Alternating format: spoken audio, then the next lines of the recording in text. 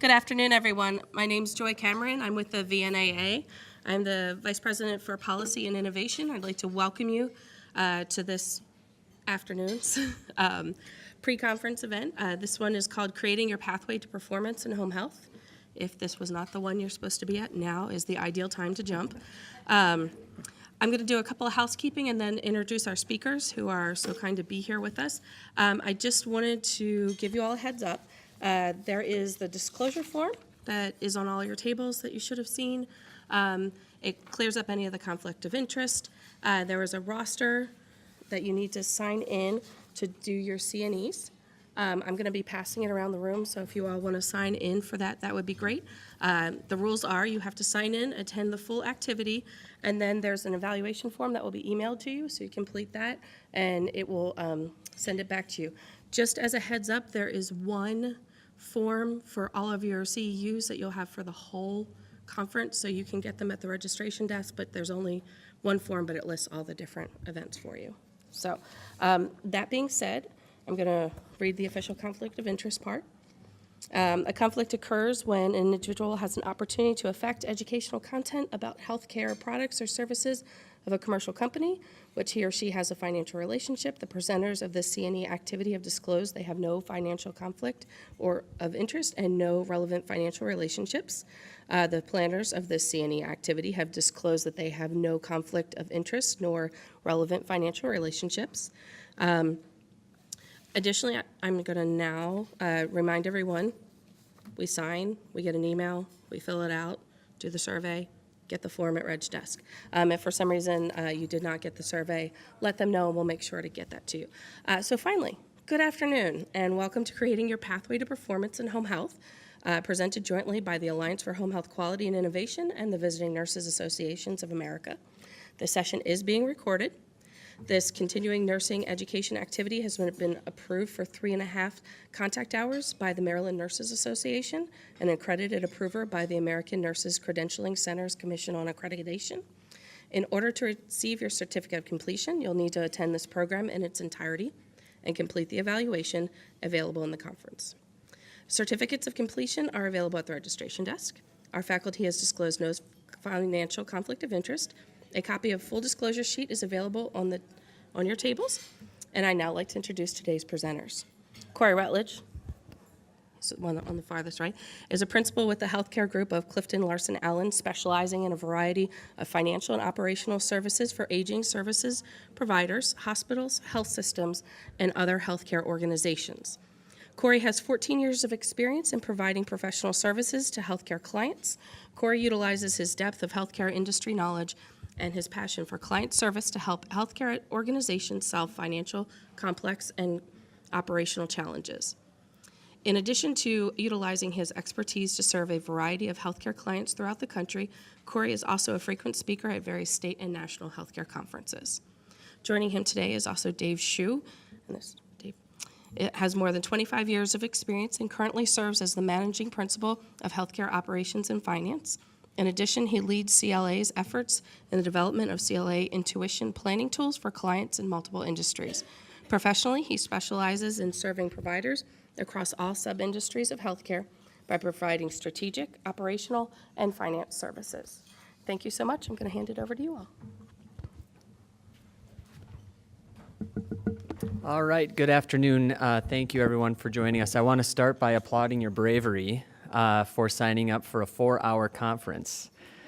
That's a big commitment, and we recognize that, and our promise in response to that commitment is to deliver what we think is pretty impactful time together. So we're grateful that you chose to spend it with us, and we look forward to today's conversation. I'll speak for both Dave and I when I say that we're excited to be here, and I would imagine that most people in this position would be excited to, share some knowledge that they have with an audience. I think that's a pretty typical feeling. But in addition to that level of excitement, we're also excited because we, namely mostly Dave, has spent hours pulling together something that we think is pretty unique in the industry. And we're going to spend quite a bit of time working through that together with you. So to me, there's good news here. And the good news is that we don't have a 4-hour presentation. there are very few people, I'll speak just for myself, there are very few people that I would want to listen to for 4 hours, and I know that I'm not one of the people that I would want to listen to for 4 hours. Dave maybe, certainly not me. So to me, that's good news because this is really interactive. As I said, we have built something that we think is pretty unique, and today, as a matter of fact, we're taking it for a test drive. There's never been a home health agency that's seen the data that we pulled, and so this is really our first time introducing it to the industry, and we're really excited about it. So what that means is that we don't have all the answers. What that means is that we don't have 4 hours to talk about it. And what that means is that we need all of you, people that live in this world every single day, and you certainly have a different perspective than we have. Dave and I are both CPAs by trade, so numbers come easy to us, but you are the ones that are, managing your organizations, dealing with patients and workforce and things of that nature. So we are certainly standing up here with an open ear. So we welcome your insight. We welcome tough questions. We welcome, well, okay, I see that, but what about this? Did you think about this? And so this is really, please, interactive. So yeah, we're glad you came today. I want to be clear that, as I said this, we don't have all of the answers here. What we have, and Dave can explain it in further detail, but what we have is a whole lot of data that we have connected in new and interesting ways, and we're going to present that to you today. And so, to me, if we're all going to get something out of this, it's using that data to drive decisions. So if I had to sum up today's time together in one sentence, it would be utilizing data to create insight that drives decisions. Because ultimately what we're trying to accomplish here is for all of us to have better insight on the effort that we need to do and where to place that effort to improve our performance. I'm sure that we all have a whole lot of data that we look at, probably more than we have time to look at it. Is that a fair statement? Lots of data, right? And so to me, the challenge as I talk to providers and agencies is like, well, yeah, I have all this data, but what do I do with it? There's only so many hours in a day and so much activity you can have. And so the focus is to say, all right, if we're going to make real difference in our agency and drive performance to a place different than it is today, what are the buttons that we need to push? Where do we spend our effort? And that's really what we're going to be exploring today. So before we start, I just wanted to clarify our relationship with VNAA for those who aren't familiar with it. VNAA went on a journey in 2016 to really explore, well, if we're going to have a successful group of providers, that group needs to have better business and financial acumen than they have today, because the world is getting awfully complex. Would you all agree that the home health care environment's getting awfully complex, right? And so if we're going to be successful, we need a different level of acumen than we have today. And so I think, Tracy was pretty wise in saying, well, we need to create some level of education, financially focused, business focused, that's going to help our providers be successful into the future. And so Tracy did her searching and came upon CliftonLarsonAllen, and we formed a relationship for 2017 that what it really does is we are the financial education arm of VNAA, and we're really excited to be that.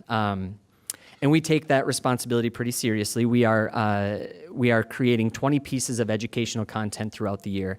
We've done some webinars. We're going to be doing some white papers. We've published some tools that are on the VNAA website. And then we're doing activities such as this. So that education is really focused on 3 areas. If you've talked to Tracy, you know that she's very much into innovation and thinking about alternative payment models and how you as providers position yourselves to be successful in those alternative payment models, right? So one of the key themes, there are 3 themes to our education throughout 2017, and the first theme is exactly that, how to position yourself for success in alternative payment models.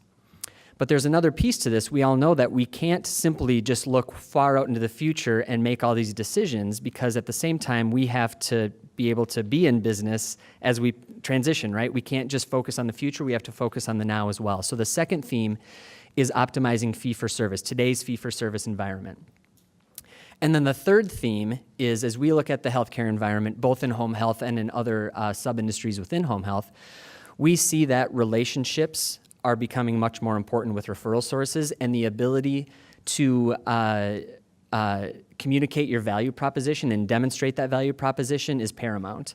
And so the third theme is exactly that. It is how to position yourself and communicate your value proposition to the constituents that you're working with, whether that be referral sources, payers, or even patients. So today's education, 3 hours and 45 minutes long, we are able to pull all three of those themes together. We're going to spend a lot of time talking about Medicare fee-for-service.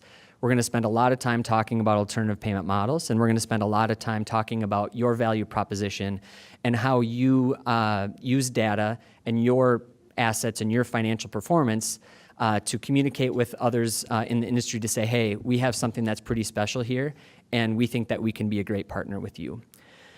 In terms of how this time is going to go, I just want to give a quick overview of kind of what this journey is going to look like. We're going to spend some time doing an environmental scan and just kind of level setting and getting us all thinking in the same direction in terms of what's going on in our environment. We're certainly not going to belabor things that you already know. You work in this environment every day, and so this is not meant to be a deep dive into what's going on in the environment, but really kind of a high-level overview of what we're seeing. And the times that we're going to dig a little deeper are areas that are more data-focused that I think provide a little bit different insight to things that you already know, but it provides some depth and adding some data to the things that you already suspect. So we're going to spend some time doing that. We're going to take a break. We're going to have plenty of breaks because I'll speak for me. Standing up for 4 hours is too much, and sitting for 4 hours is too much. So if you need to move around and stretch, feel free. This is your session, so do what you need to do. After that kind of level setting environmental scan, we're going to spend some time looking at some data. And I'll let Dave go into the details of what that might look like. But from a high level, we have pulled some information that we think is pretty interesting and connected things that haven't been connected before to our knowledge to really drive insight. So we're going to spend a lot of time looking at a live model. So there's going to be PowerPoint and then also a live model that we're going to look through. And that's where we really welcome feedback and thoughts, because we can slice and dice information quite a few different ways. And we're going to go through actually 6 case studies. 5 of the case studies are going to be kind of standalone home health case studies. So we pulled 5 actual home health agencies and all of their specific data. We changed the names to protect the innocent, but we are going to be looking at actual home health agencies throughout the country and looking at their performance, comparing to some benchmarks, and through those case studies, identify the areas where those organizations need to spend some effort to improve their performance. And through that, it'll give you some good insight on your own organization and what you might think about as you're looking at performance improvement. Now, is anybody here a hospital-based home health agency? Couple, all right. So the 5 case studies that are standalone, those are equally applicable to you. But if you're a hospital-based home health agency, there is another piece to that puzzle. And I'm sure those of you who live in that world, you know that. And so we're going to do one case study that focuses specifically on a hospital-based home health agency. Now, for those of you who aren't hospital-based home health agencies, I think that there's a lot of lessons to be learned there, because as you partner with hospitals, whether that be formally or informally, there's some things that we'll go through that I think will be pretty interesting and insightful to you as you try to get to the table and have conversations and build those deeper relationships. So, any questions before we dive in today? This is a small enough group where, as there are questions, just feel free to raise your hand. We're going to pause and have some interaction, so don't be shy. You guys look kind of shy. Are you shy today? All right, good. All right. So we already went through the disclosure statements. I don't think we need to spend any more time on conflict of interest, do we, Joy? No. We're good. All right. So learning objectives. I kind of gave an overview. This in terms of the formal learning objectives. 1, we're going to explore the key drivers of financial success in home health. Secondly, we're going to discover together how the examination of Medicare data can provide insight on financial performance.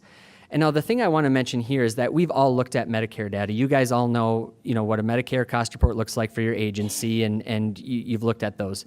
But we made some connections that I think are pretty unique, and you can actually get a lot of insight in there if you know how to create really complex algorithms like Dave does. And so I think it'll be pretty interesting to see. Third, as I mentioned, through case studies of both standalone and hospital-based home health agencies, we're going to assess how to define and positively impact your agency. And then finally, and I think most importantly, engaging with your colleagues to come to consensus on what aspects of this data warrant further analysis. I guess the last thing I want to mention is that this is more than just spending some time together to gain some insight and get a little bit smarter. We are taking, as I said, we're taking our responsibility as being kind of the financial education arm of VNA really, really seriously. And so we have a flip chart here. What I want to have is some takeaways so that this can really drive our education and the content that we're going to create throughout the year. So you can all be part of the process of creating what we think is going to be, hopefully really powerful financial insight and education throughout the year for VNAA. Yeah.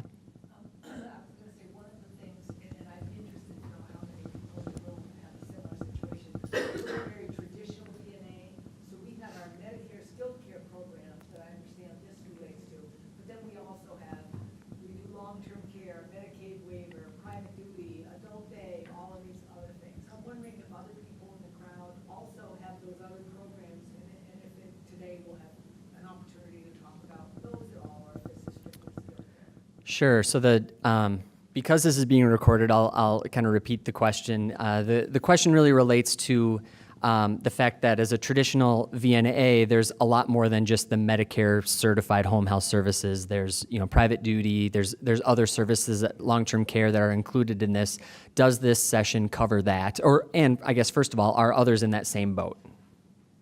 I'm seeing a lot of head nods and hands raised, so the answer is yes. And then the question is this going to touch on any of that? And I think that would be the answer is yes, we will touch on some of that. So as we get into it, we're going to talk about, there's, the kind of the visit-based piece.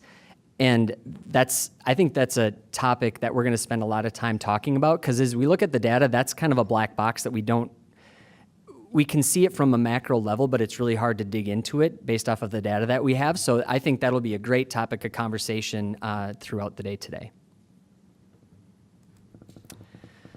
So I want to start with some core beliefs that we have that are driving the thought process that we had to lead ultimately to the data that we pulled together. So we believe that the pace and complexity of change in the home health industry will provide grave risks for some agencies and will provide substantial opportunities for others.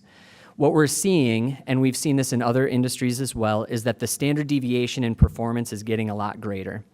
I was talking to somebody before the session today, and there's a lot of discussion about quality metrics and 5-star rating, and that's really driving volumes, right? The level of financial complexity as it relates to dealing with Medicare Advantage plans and things of that nature is creating complexity. The fact that rates are going down is creating complexity. The fact that different Medicaid programs are going in who knows what direction is creating complexity. So that complexity is really putting pressure on you all as providers. And so what we see in other sectors of healthcare, and we certainly think it's going to happen in this sector of healthcare, is that some organizations just plain won't be able to handle it anymore. It's going to become too much regulatory scrutiny, too much payment challenge, too much everything, and they're just going to have to raise their hand and say, we cannot do this anymore. This is not sustainable. Now, the flip side of that, I don't want to be up here giving you really terrible news. There's another side of that organizations that can navigate this and figure out how to do this and kind of figure out the secret sauce to make yourself successful, those organizations are going to have a whole lot of opportunity to expand their mission, do some very interesting things, create some unique relationships, and really become leaders in this environment. So we've seen that in other sub-industries, and I expect that we'll see that here. And of course, for those in the audience, you want to be in one camp, not the other, right? And so part of our role is to do all that we can to position you for success given these challenging times. We have another belief, and that belief is that strong quality and financial indicators are becoming more critical by the day. There was a time where you could just be a pretty decent quality, mission-focused home health agency and you would do just fine. and those days are becoming more challenging. And so as we look at quality and financial indicators, we see a value proposition that looks something, or a value equation, that looks something like this. We see that value is quality plus safety plus service divided by cost. And cost to the system, this is from a healthcare system perspective, from a Medicare perspective, from a Medicaid perspective, from a payer perspective, their cost is our revenues, right? And so it's kind of interesting, if we look at it from a healthcare U.S. healthcare perspective, we know that costs are too high and the costs need to go down. But when it comes to it, that cost is our revenue, and that's when we're like, wait a second, we don't need less revenue, we just need less cost in the system. But as a matter of fact, they're the exact same thing. So as we look at the future of home health, we see that home health has the potential to be a larger slice of the healthcare pie, really becoming much more relevant in terms of the entire healthcare world. We also see increased regulatory scrutiny. I'm sure I don't need to make you aware of that. A challenging reimbursement environment, a movement from fee-for-service to alternative payment models. We're seeing higher expectations from all constituents, higher expectations from your patients, higher expectations from the payers, higher expectations from your referral sources, whether that be physician groups, hospitals, skilled nursing facilities, you name it. And we believe that environment will continue. We're seeing consolidation. We're seeing the narrowing of preferred provider networks, and I'll talk a little bit more about that in a minute. And we're seeing new market entrants and competitors. So the world is changing, right? And if I were to just look at, from an environmental standpoint, if I were to put the challenges and the interesting aspects of home health into 5 categories, it would be alternative payment models and what that looks like, the relationships that we as providers need to form, the increasing demand potentially of home health services as we move into the future, home health becoming playing a more prominent role in healthcare, and then reimbursement and regulatory challenges. Now, these 5 areas I'm going to unpack a little bit, but again, these are things, you know these things, right? And we could spend an hour on each of those. I'm certainly not going to do that. The time where we're going to spend is more looking at some data that supports and allows you to really get some insight on how you can communicate with those that you relate to as it relates to some of these areas. So alternative payment models, just really quick. Site neutral payment is taking precedence, which I think provides some opportunities for home health providers. Bundled payments, whether it be CJR, mandatory bundles or other bundles, is interesting related to CJR specifically. I read something put out by the advisory board that said that they did a survey of hospitals that were impacted by CJR, and 70% of those CEOs said that it absolutely changed their referral patterns immediately. And another quick story, I have one of our colleagues who works in our Milwaukee office, which is one of the regions, one of the MSAs for CJR, said that as he looks at the referral patterns and had conversations with clients, there are some, both home health agencies and skilled nursing facilities, where their referrals just dried up overnight. And so as this continues to progress, we're going to see winners and we're going to see losers, and there's going to be quite a stark difference between those two types of organizations. ACOs and value-based purchasing, obviously that will, quality metrics will drive whether you're going to be getting more reimbursement or you're going to be getting hit on a reimbursement standpoint, anywhere from 3 to 8% as we go out into the future. As it relates to relationships, certainly, the opportunity that I see from a relationship standpoint is, as I talk to agencies and other providers that are interacting with hospitals, there were many, many years where hospitals just plain were not interested in conversations. They had too many other things going on. Even as ACOs started to form and alternative payment models, they had too much other things to worry about, namely securing their physicians and all these other things, and they just didn't have time to figure out their post-acute. And now that's starting to change. And so I would imagine if I were to go around the room and ask, I would think that the interaction with hospitals and other referral sources, there's much more communication, and you at least have a place at the table perhaps and a listening ear when maybe you didn't before. We see that there's a potential for increasing demand, but there's mixed utilization. If we look at the Medicare data, which we'll do here in a second, it's kind of a mixed bag.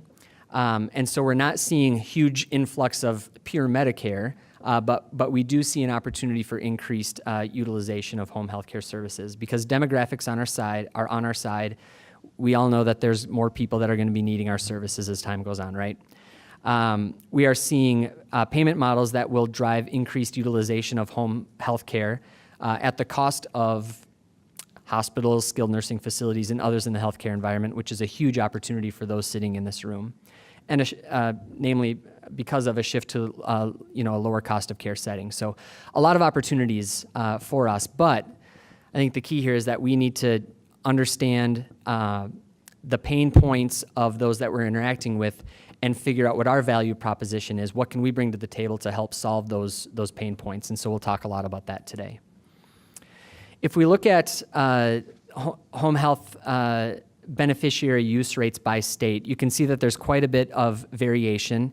No surprise here that there are certain regions, namely 4 and 6, that are double-digit, over 11%. And those regions cover the states that you would expect: Florida, the Carolinas, Louisiana, Oklahoma, Texas. Those are high users of home health services. So there's quite a bit of disparity.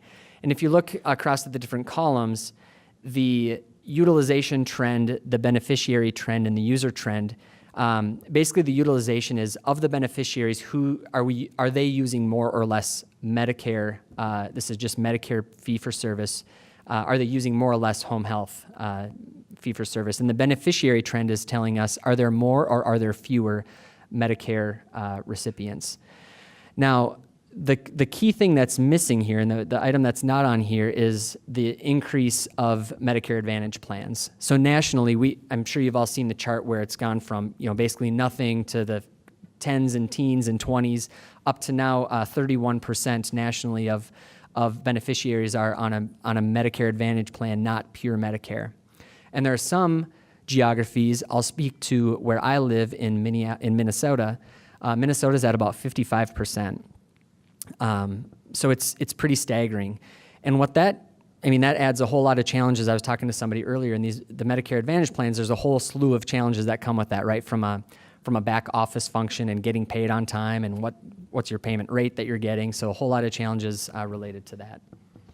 And maybe, Cory, to pause here, and part of why we put this data set up here is because this is a free data set that Medicare releases. So we thought, okay, it doesn't cost us to own this data. Remember, and this data set is if Medicare releases what they call a saturation data set. And if you look inside that data that Medicare provides, they're sort of getting to this level of granularity by county, and they're going all the way to every kind of provider type. So we pulled the home care one in this case, but you could see skilled nursing, you could see the other settings as well. So we found it to be it's a relatively low cost, but there's a lot of insights if you dig into that. Part of it we tried to pull together. When we talk about the case studies, we've sort of incorporated the data for the samples we're going to talk about from this data set. So it's another. Medicare's getting better at releasing data that actually might be relevant to help us, do decisions, decide what path we should take. We thought this was an important data set to highlight a few things from, but I think a data set that's worth spending a little time with at your agency, because there really are a lot of nuggets in there in terms of who's using what's the trend in that, what are the beneficiary counts, a lot of things going on in there. And this slide, it shows the beneficiary use rate by state. And so you can see there's a whole lot of discrepancy. And this is probably no news to you. There are some parts of our country that utilize home health a lot and some that use it, relatively little. And if I were to categorize this, and this would, again, be no surprise to you, if we go, start at Texas, go east, and then go up the East Coast, and you add Michigan and Illinois to that, go ahead.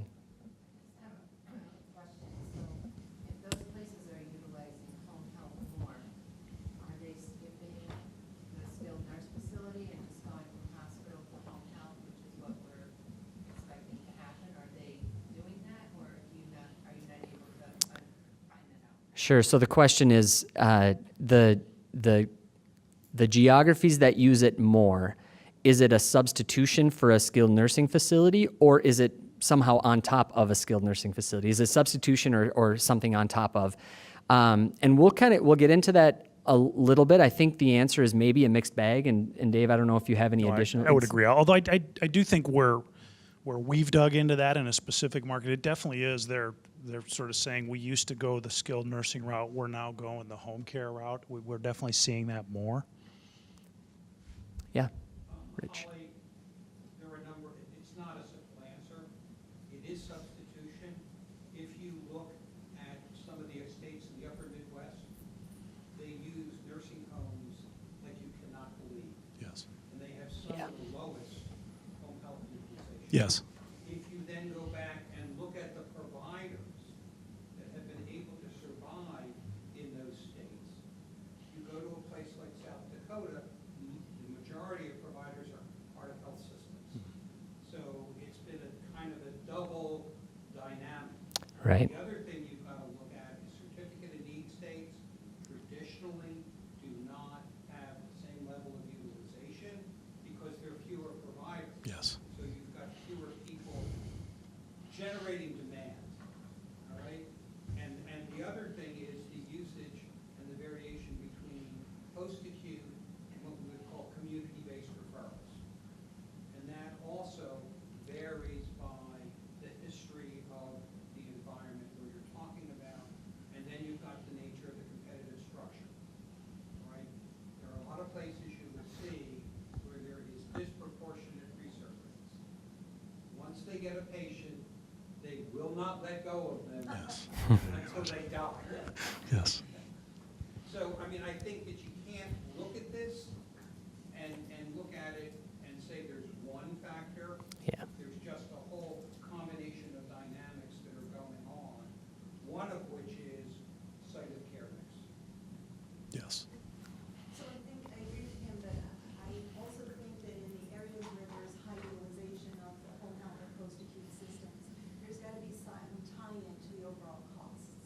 So a couple of years ago, Massachusetts did a survey, and what they found is there was a high utilization of post-acute, but there was also a high utilization of SNFs, and a high utilization of LTACs. So it was more of a Yeah. layering on than a substitutive. Another example, Louisiana. There's a lot of everything. There's just a lot of use of everything. I mean, that isn't to be another example. And I think the point of this is not that there's a right number or wrong number. So part of it is our agency is where we are where we are. I suspicion the agencies, to the extent that there's not regulatory impediments, and I think some of those will get removed from it as you start to try and manage cost. How can you not make it easier to get access to home care when you start to see the cost numbers and, who knows?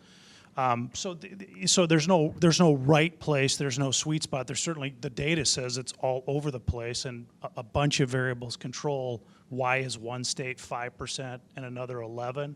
There's no, okay, it's this one thing.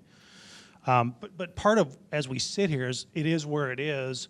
Where do we think it's going to head in the future, and what are the conditions that we think will be necessary to get it to that level is part of what we want to talk about and unpack a little bit today. I don't know if you're going to get into it now, but you mentioned the Medicare Advantage. So more commercial carriers are covering Medicare. So I mean, you kind of have to look at them like commercial carriers, and there's fewer of them just as there's fewer providers. So and they're covering nationally, not just in their own market. Do you see, as I said, you may get into this, if they're reimbursing differently by region or by state as well? Yeah, we're not going to get into that in terms of answers. The short answer is we are seeing differences, but I think the data that we're seeing, like I said, the Medicare Advantage piece is a little bit of a mystery when you look at the data.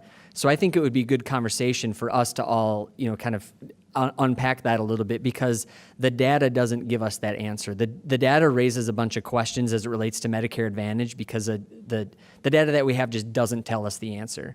And I think that there's a lot of value in that discussion as a group, just to kind of to unpack that together. That's one of those trains coming down the tracks that, you're seeing Medicare Advantage go up, which means we have less of a sight to what we're getting reimbursed regionally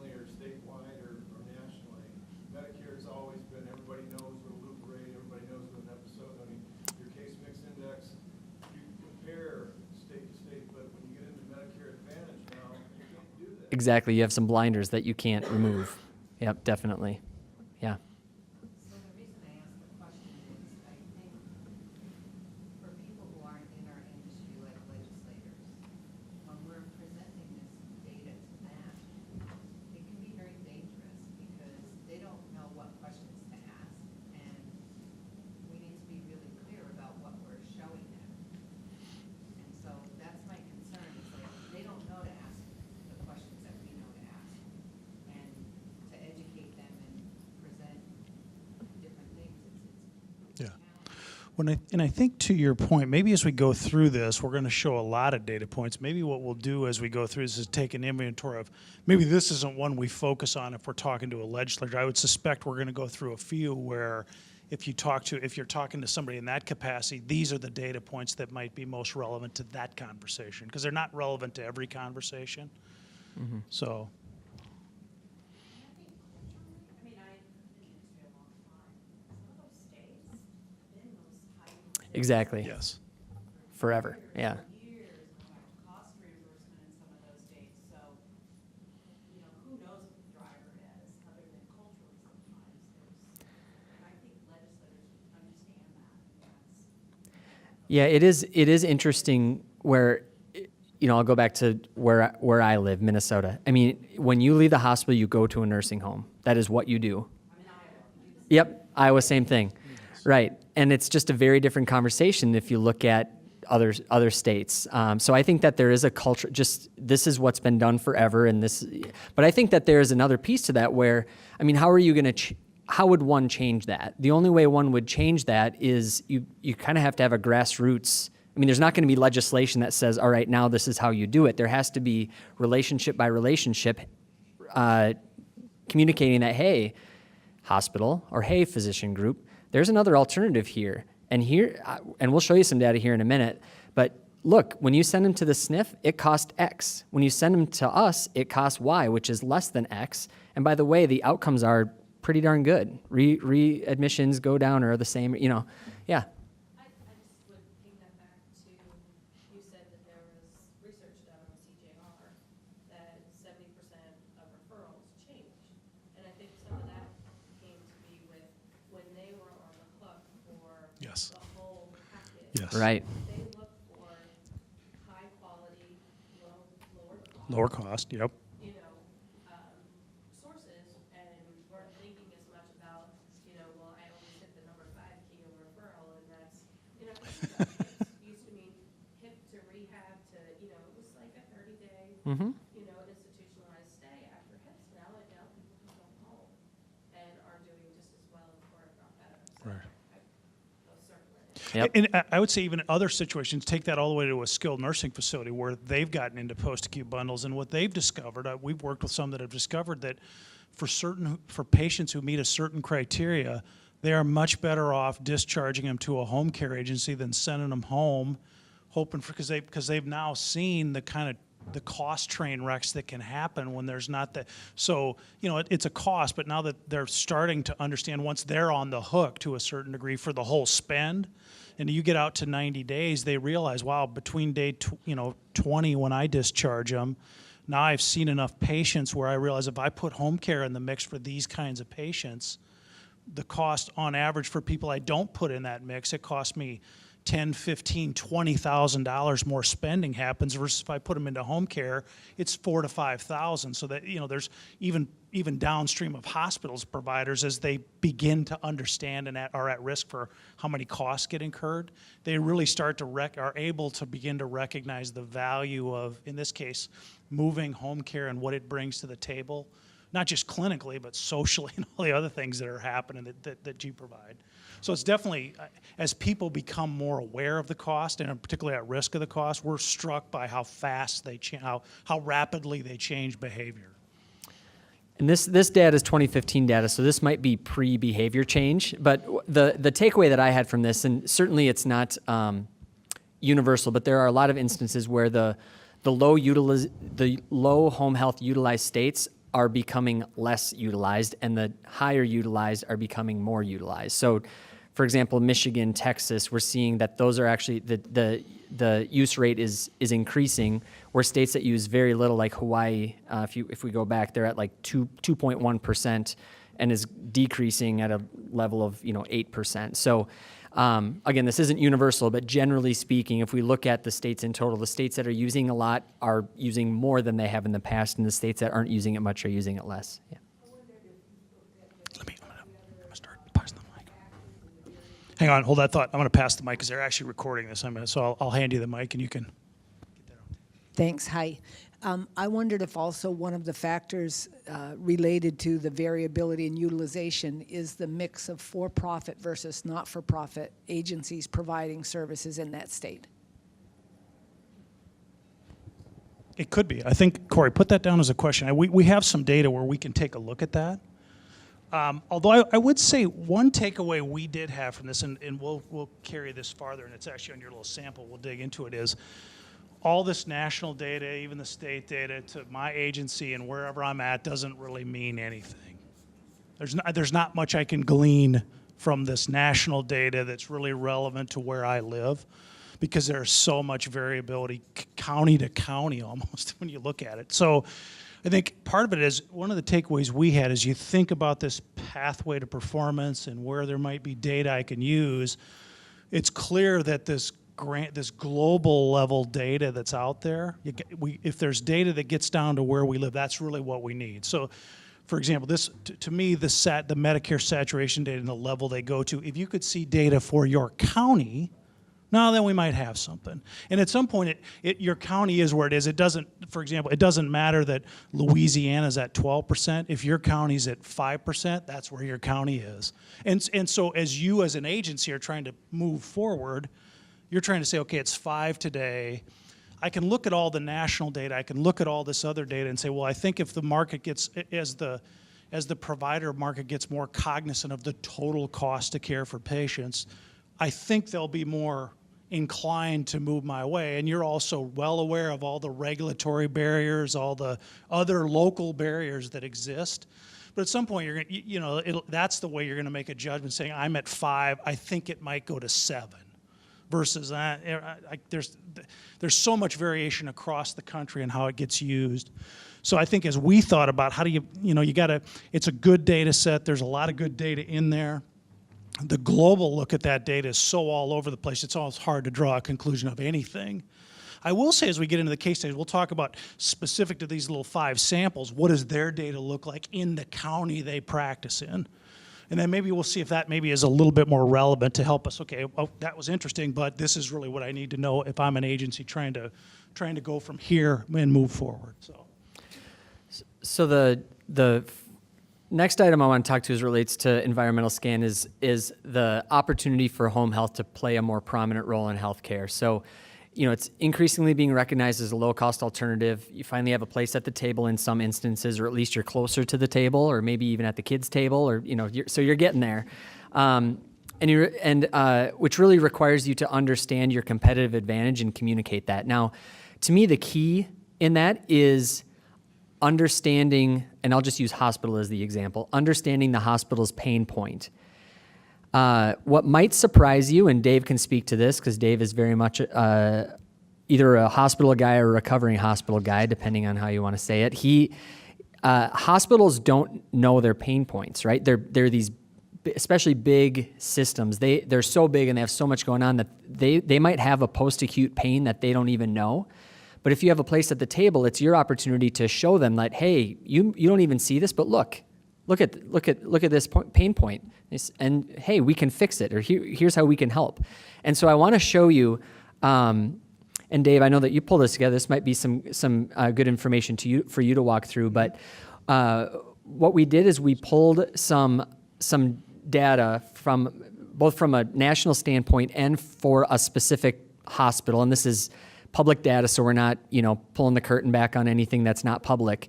But that really focuses on 5 episodes: congestive heart failure, COPD, pneumonia, sepsis, and stroke. So on those specific episodes, what is the spend post-acute, so they're in a hospital and they leave, So 90 days after they leave, what happens for those 5 episodes individually and in total? So we're going to look at it from a national standpoint, and then we're going to actually do, we're not counting it as a case study, but it is kind of a case study to say, well, if we look at a specific hospital, and you could pull this data and look at your primary referring hospital, and it's pretty remarkable the place that home health, the role that home health can play if they're not playing it today. Do you want to do that? Do you want to take this, Cory, in case we have? And so the point of this little exercise is, I would just say, once again, this is data. This is knowable data, I'll call it. So this is data that's out there. There's nothing particularly proprietary about it. It's just a matter of how you pull the data in. There's lots of people that can do that for you. So as Cory said, so what we've given you here is for those 5 big, and they're not. There's many more, but these 5. What the average cost Cory mentioned on the second line. In that volume and cost trend, so go to the sepsis column, for example. Between 2014 and 2015, the number of sepsis episodes increased by 19% year over year. But then if you look into the 2015 cost per episode, it actually declined across all 5 of these. So there's already, there clearly is already some kind of movement that happened between 2014 and 2015 that's bringing down episodic costs, 90-day episodic costs post-discharge. A couple other pieces of data that you can see from that for those 5 episodic areas. You can see the readmission rate and the ED visit rate without admission. So it's publicly available data. So you get a sense of the magnitude. So this is 1.2 million discharges nationally. And what some of the trends nationally look like, just to set the context for the overall.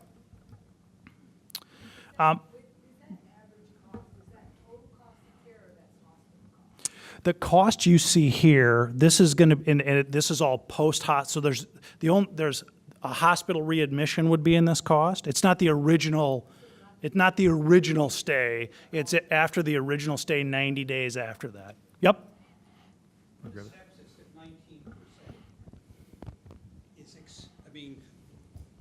I don't think that many more patients died in a hospital. Most patients, unfortunately, that get sepsis die. I don't think the mortality rates in the hospital are changing that rapidly. There's got to be something like a coding change that it made. I sense there's a little of that. I sense there's some of that going on. Everybody's. If you're looking at everybody, they're changing 6%. And this is changing 19%. Those are different levels. Mm-hmm. And so you have to wonder, sometimes you need to go beneath the data to understand whether that's true patient change or another force at work. And once again, this data to me is just like the last set of data. Okay, this is interesting, but I only have 4 or 5 hospitals that are my referral source. So this just sets the stage for nationally if you add up a few 5 big ones. And by the way, this is just Medicare's own data added up. So this Medicare sees the same data. I'm sure they're asking the same question here about, really? So exactly.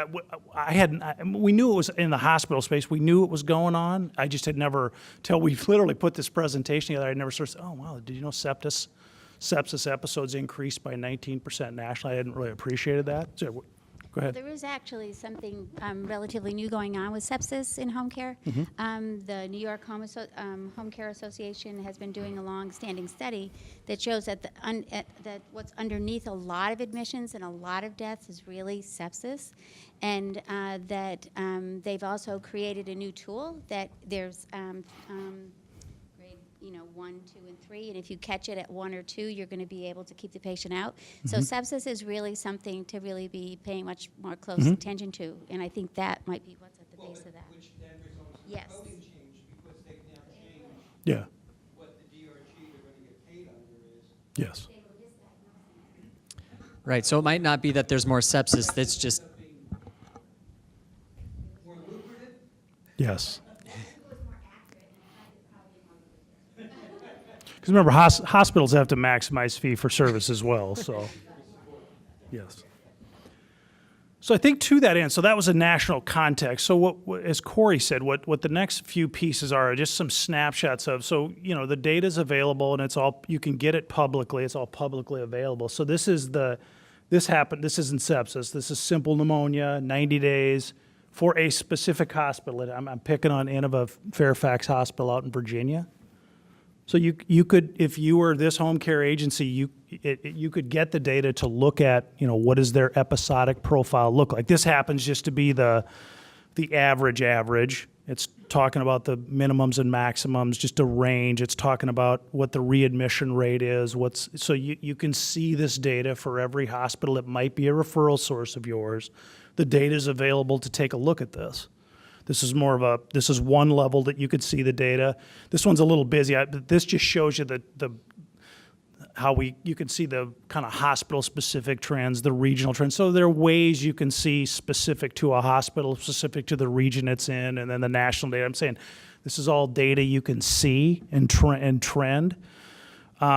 You can also see, just from the publicly available data that's out there, you can actually see for this hospital, what were the number of episodes and where did they end up at? And what was the cost per episode?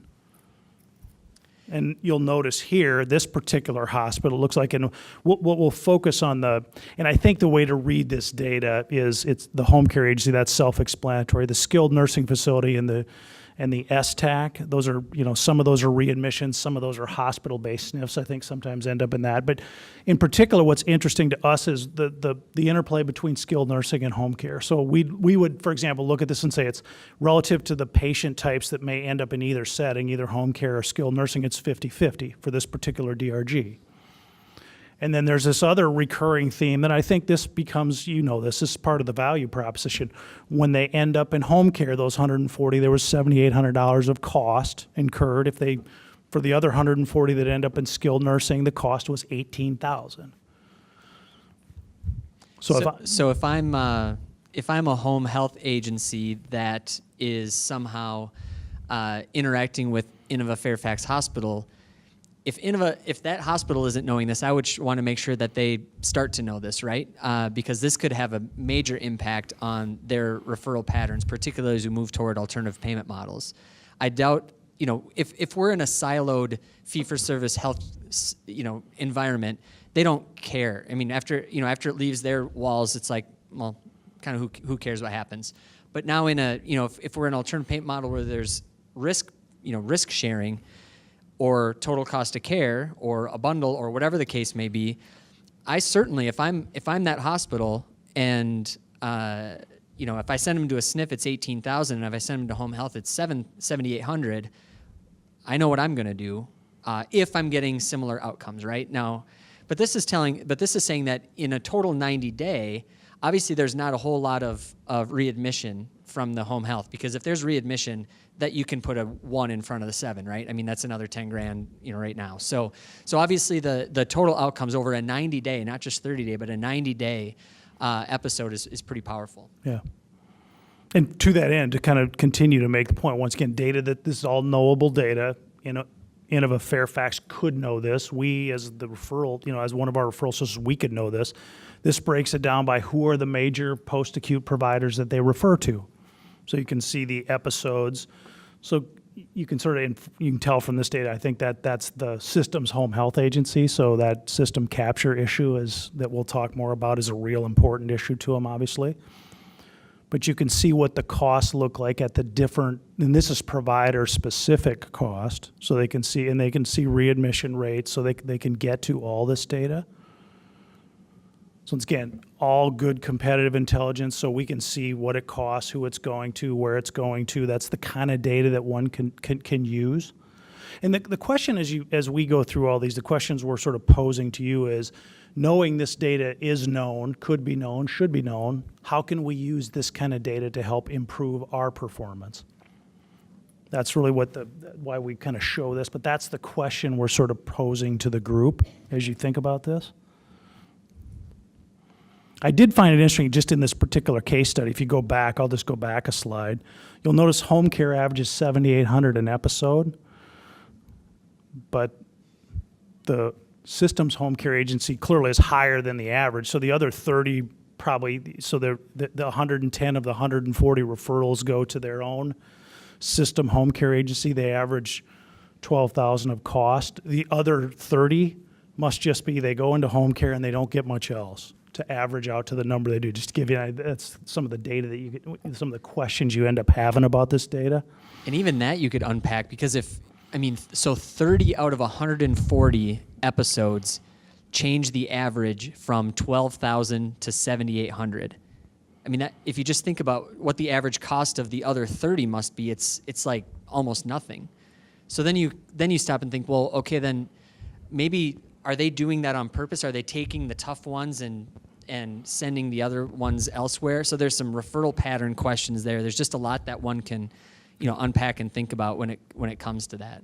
And the other thing I would add is, and this is every time I see this data and continue to see this data, the averages are only useful a little bit.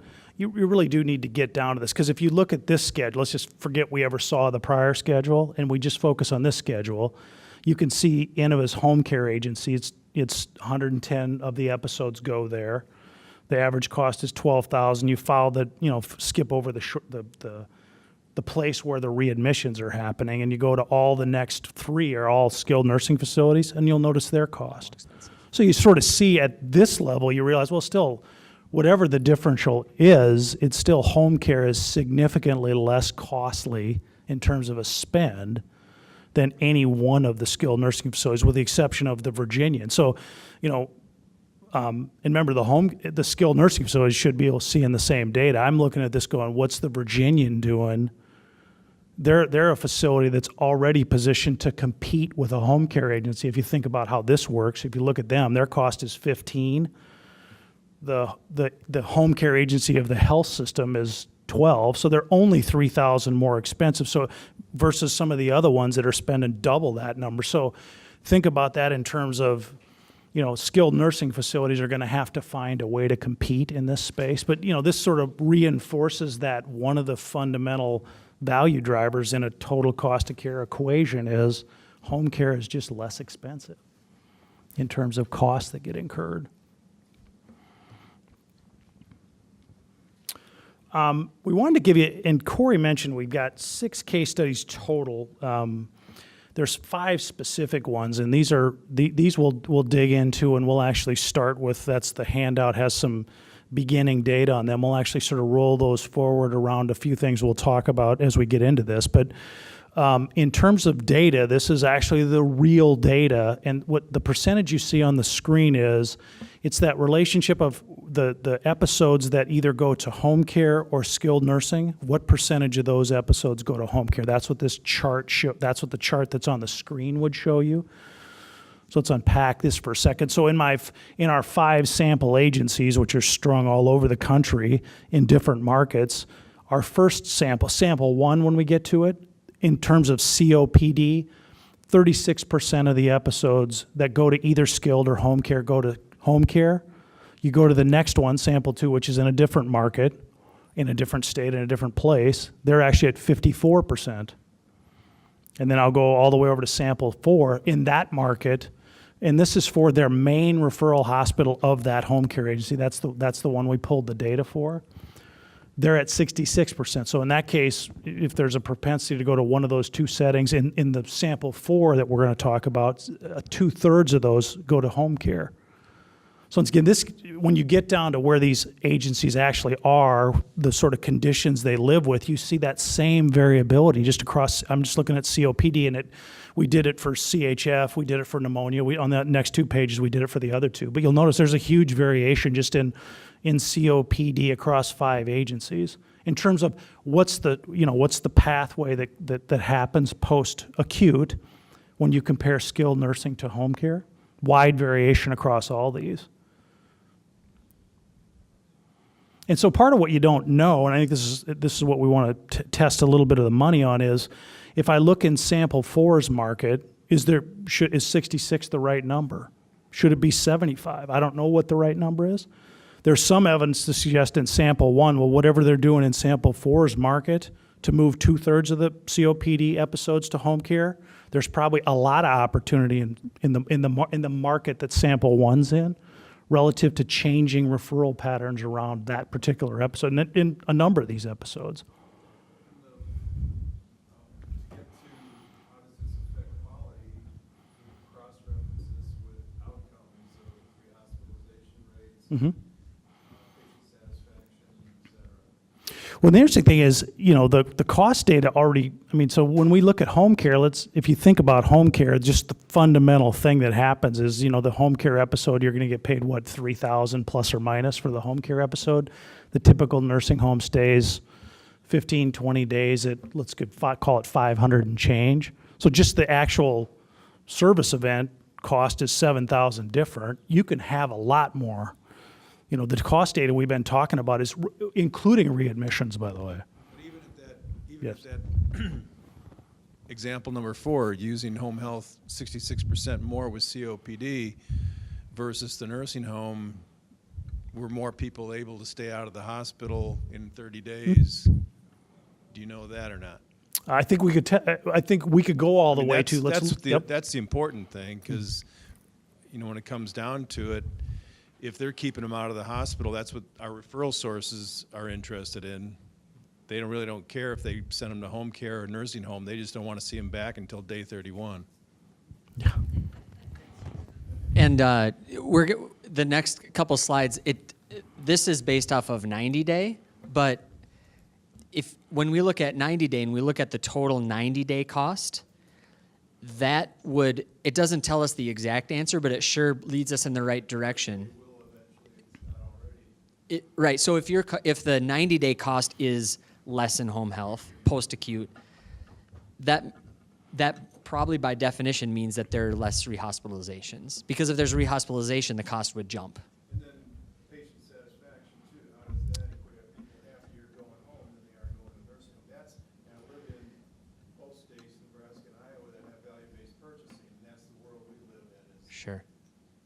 3 to 8% is huge. So outcomes are, that's what we live in. And you raised an interesting question, it's interesting. We can think about what level we can see quality at publicly. You can see what skilled nursing facility quality is. You can see a facility's quality score. Similarly, on a home care agency, you can see your quality scores. And there's no cross reference to say are they happier one way or the other. I don't think that's currently a data set that's available to us, a piece of information that's available to us. But it's a great. That's a like. At some point, if the hospital's quality scores were poor, patients thought they got poor care at the hospital in the 66% market, that might be an indication of. That always has affected our scores. Yeah. Too. You get it on the surveys. Didn't like the nurse in the hospital on our survey. Yeah. Yeah, exactly. You can't fix that, can you? But to your point, I think and we'll take some, because you asked a great question about, and you were right on what we're talking about is, okay, there's more data we could know about this. Let's unpack that a little bit more. So I think when we take a break, we might, because we'll go pull data for market. No. Although to your point, that's part of why we're here. We're money people and data junkies. So what do we know about any of this stuff at some level? But I think I want to unpack, because you asked a great question about, well, if you looked at just sample 1, that market versus sample 6, your point is the hospital at the moment could, at some point the 7,000 versus 18,000 is interesting, but the CFO at the hospital doesn't care about that because that doesn't affect his payment rate that much today. What he cares about, though, to your point, is if they get readmitted more, he could care less whether ultimately it was cheaper in home care. He's going to get dinged on his readmission score because there were more readmissions. It doesn't matter what setting they came from. So that's a great question. And once again, that's a knowable piece of data, by the way. So hang on, we want to get that microphone to you. You showed us national average readmission rate data. And was that for all post-acute service providers, or was that for home health? You showed it by disease, by the 5 disease categories. The thought being, if it's for home health, and you take, for example, the CHF, which has the highest national average, does that raise the question or the issue, is home health the best provider of post-acute services for CHF patients? Or are there other, other post-acute services that might have a lower readmission rate? For those of us who run home health agencies, should we be looking at the diagnosis basis when we start? Yes, and the answer to that is absolutely. I think what we would say is the answer is absolutely yes. And oh, by the way, you can see the data at that level too. That gets a little at this little chart that I put up here. This shows, this is for a specific, this happens to be the pneumonia one, but this shows for this hospital, which is ultimately where it really matters. What happens nationally is interesting, and maybe it points us to we're better or worse than the average, but at some point it's the hospitals who are your customers are the ones who really care about it, and it's the performance we're trying to influence. So you can see at this level, but then you can go all the way to, in your case, in this particular hospital, its own home health agency for pneumonia is at 10.8%. But when we look at the chart that he was referencing, the readmission rates for COPD, the 20% or whatever the number was, your question is that just home health's readmission rate? The answer is no. No. That is all post-acute. It's episode-based. That's not even all post-acute. That's everybody discharged. episode. So that's discharged to home and they get readmitted. It's 21% of the patients. It's not just, that's the all-in entire universe number. 1 in 5 people that leave the hospital with congestive heart failure go are back, readmitted go in back 90 to the days. hospital within 90 days. Yep. The next chart, Yep. next one after that. Keep on going. Yep. Okay, Yes. it says readmission rate to Anchor Hospital.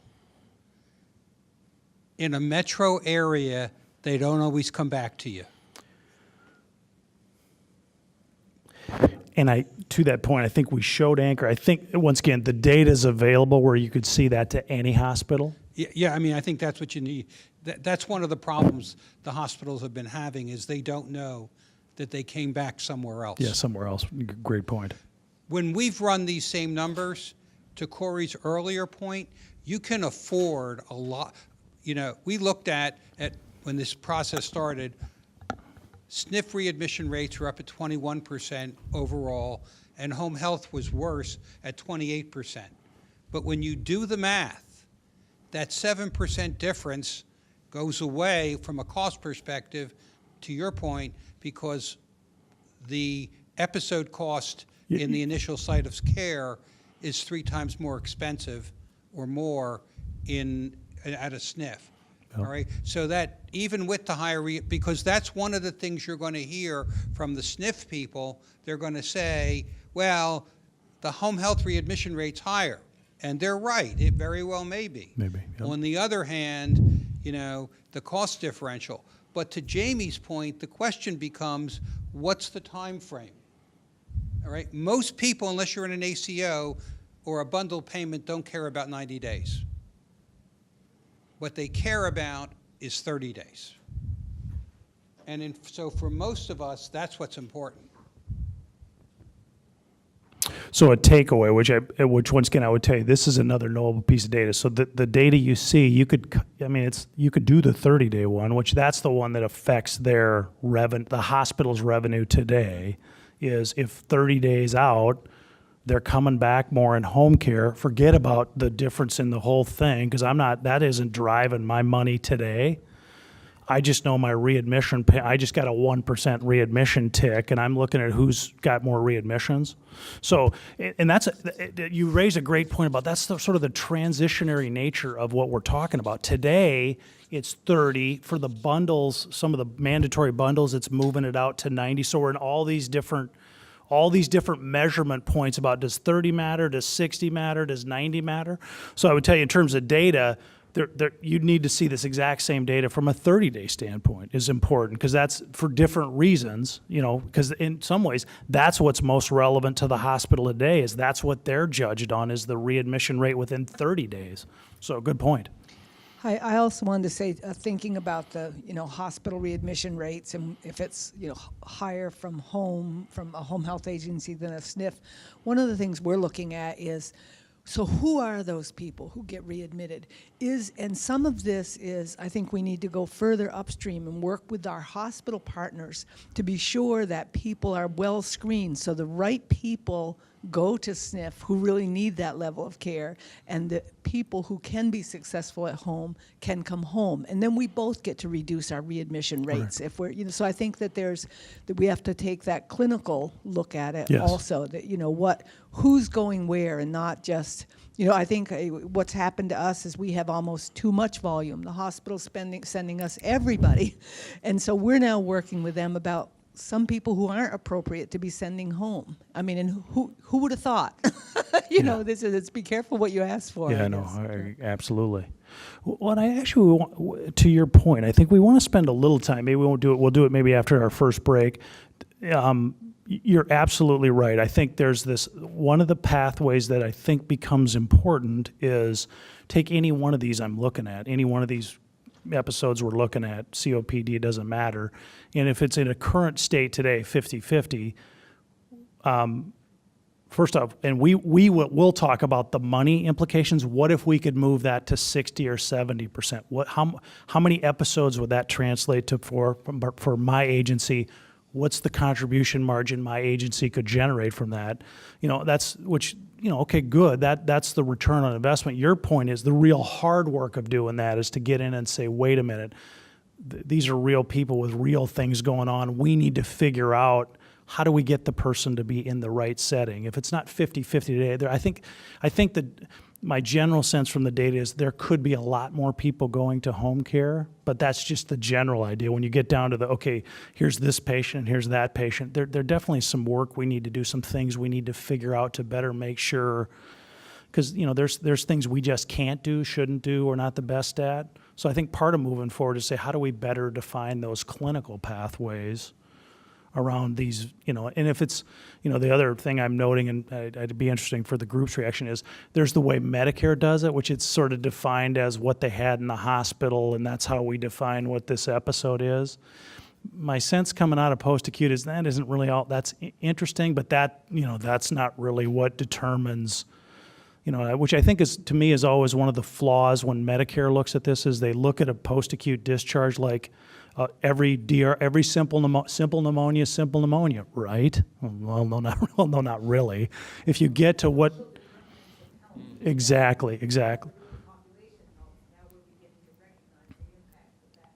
Yes, and I do think one of the clear pathways forward, we'll explore the potential money effects of that, but I think the real work to be done is to say we think over time there's the percentage of people discharged out of hospitals to home care has to go up, assuming people can't just go home. Let's not play that for a moment. Let's say if they were sick enough to either be in a skilled nursing facility or go to a home care agency today, let's pretend for a moment they couldn't have just went home. I think that's one of the real opportunities for home care, but to make sure we've got the right pathways developed that can move that number forward, I think is really an important pathway for us to figure out.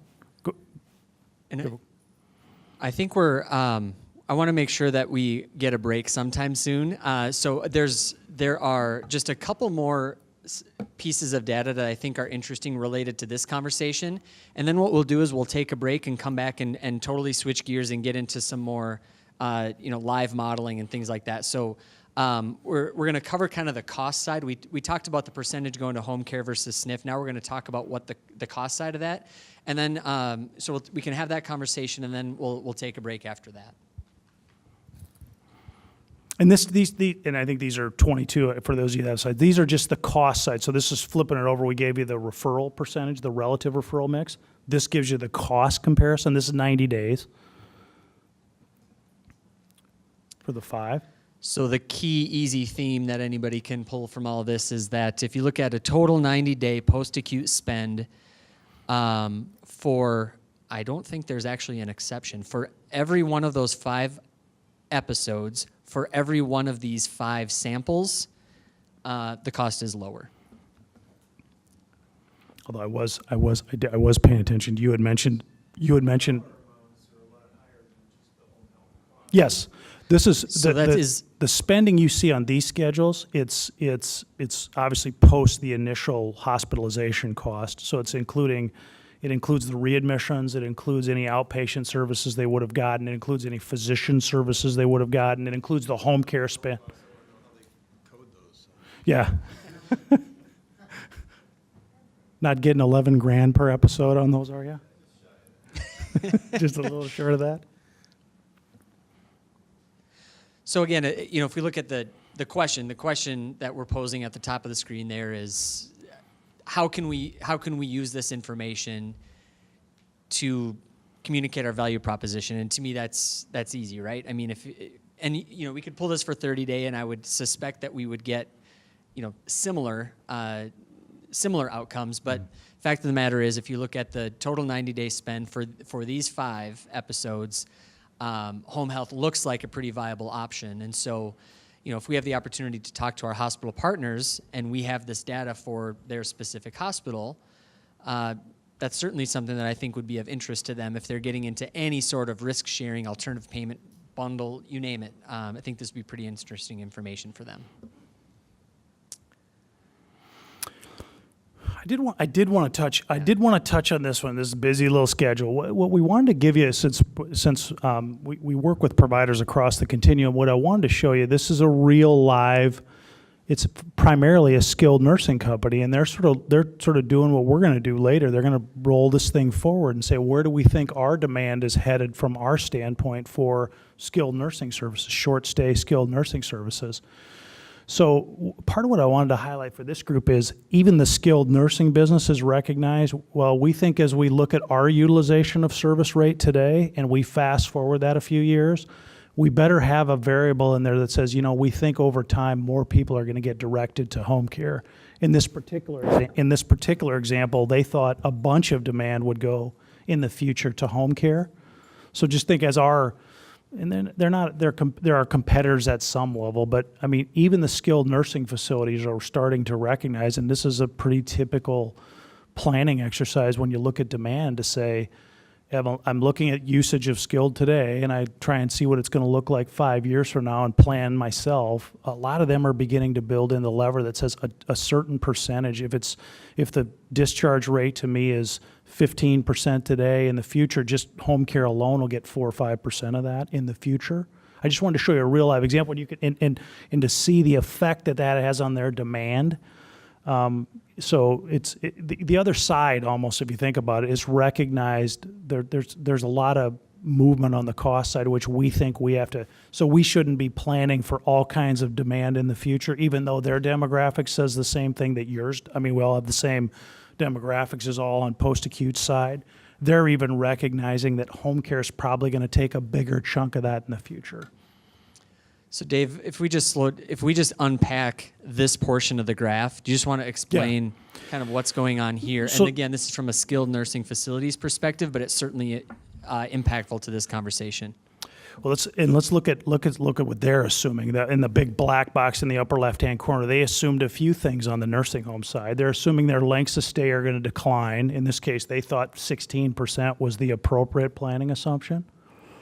They thought 20% of the future demographics would shift to Medicare Advantage. So they continue to, they've seen it and they expect it to continue, that more of their demand will shift to Medicare Advantage, which in the skilled space, not unlike your space, has a different use profile. It's got its own unique challenges. So yes, demographics are on our side, but a lot of the customers are going to that really complicated thing on the other side, is what that means. And then to this end, they thought there would be a 20% increase in home care transfers. So what that literally to that facility, and I'll take you all the way to that little highlighted bar, they thought that change in demand in their market would produce 229 new home care episodes in the future. And it would reduce their average daily census in the future by 13 patients a day. Which in the totality of this is a pretty big shift. So for example, and I'll take you to the bottom right-hand corner, focus you on that little maroon bar, part of that bar. They thought the demand in their market today for skilled nursing services was 911 average daily census. It's a big market that they work in. They thought in the future that number was only, and this is the future being 5 years from now, they thought it would be 629. So they thought their census was going to decline in the market for skilled nursing services by what, 30%? Medicare fee-for-service, which is in the maroon part, today they think it's about 624 average daily census in skilled. They think that number is going to be 345. And once again, they think a big part of that is going to be the need for post-acute is going to be more transition to home care than it is to skilled nursing.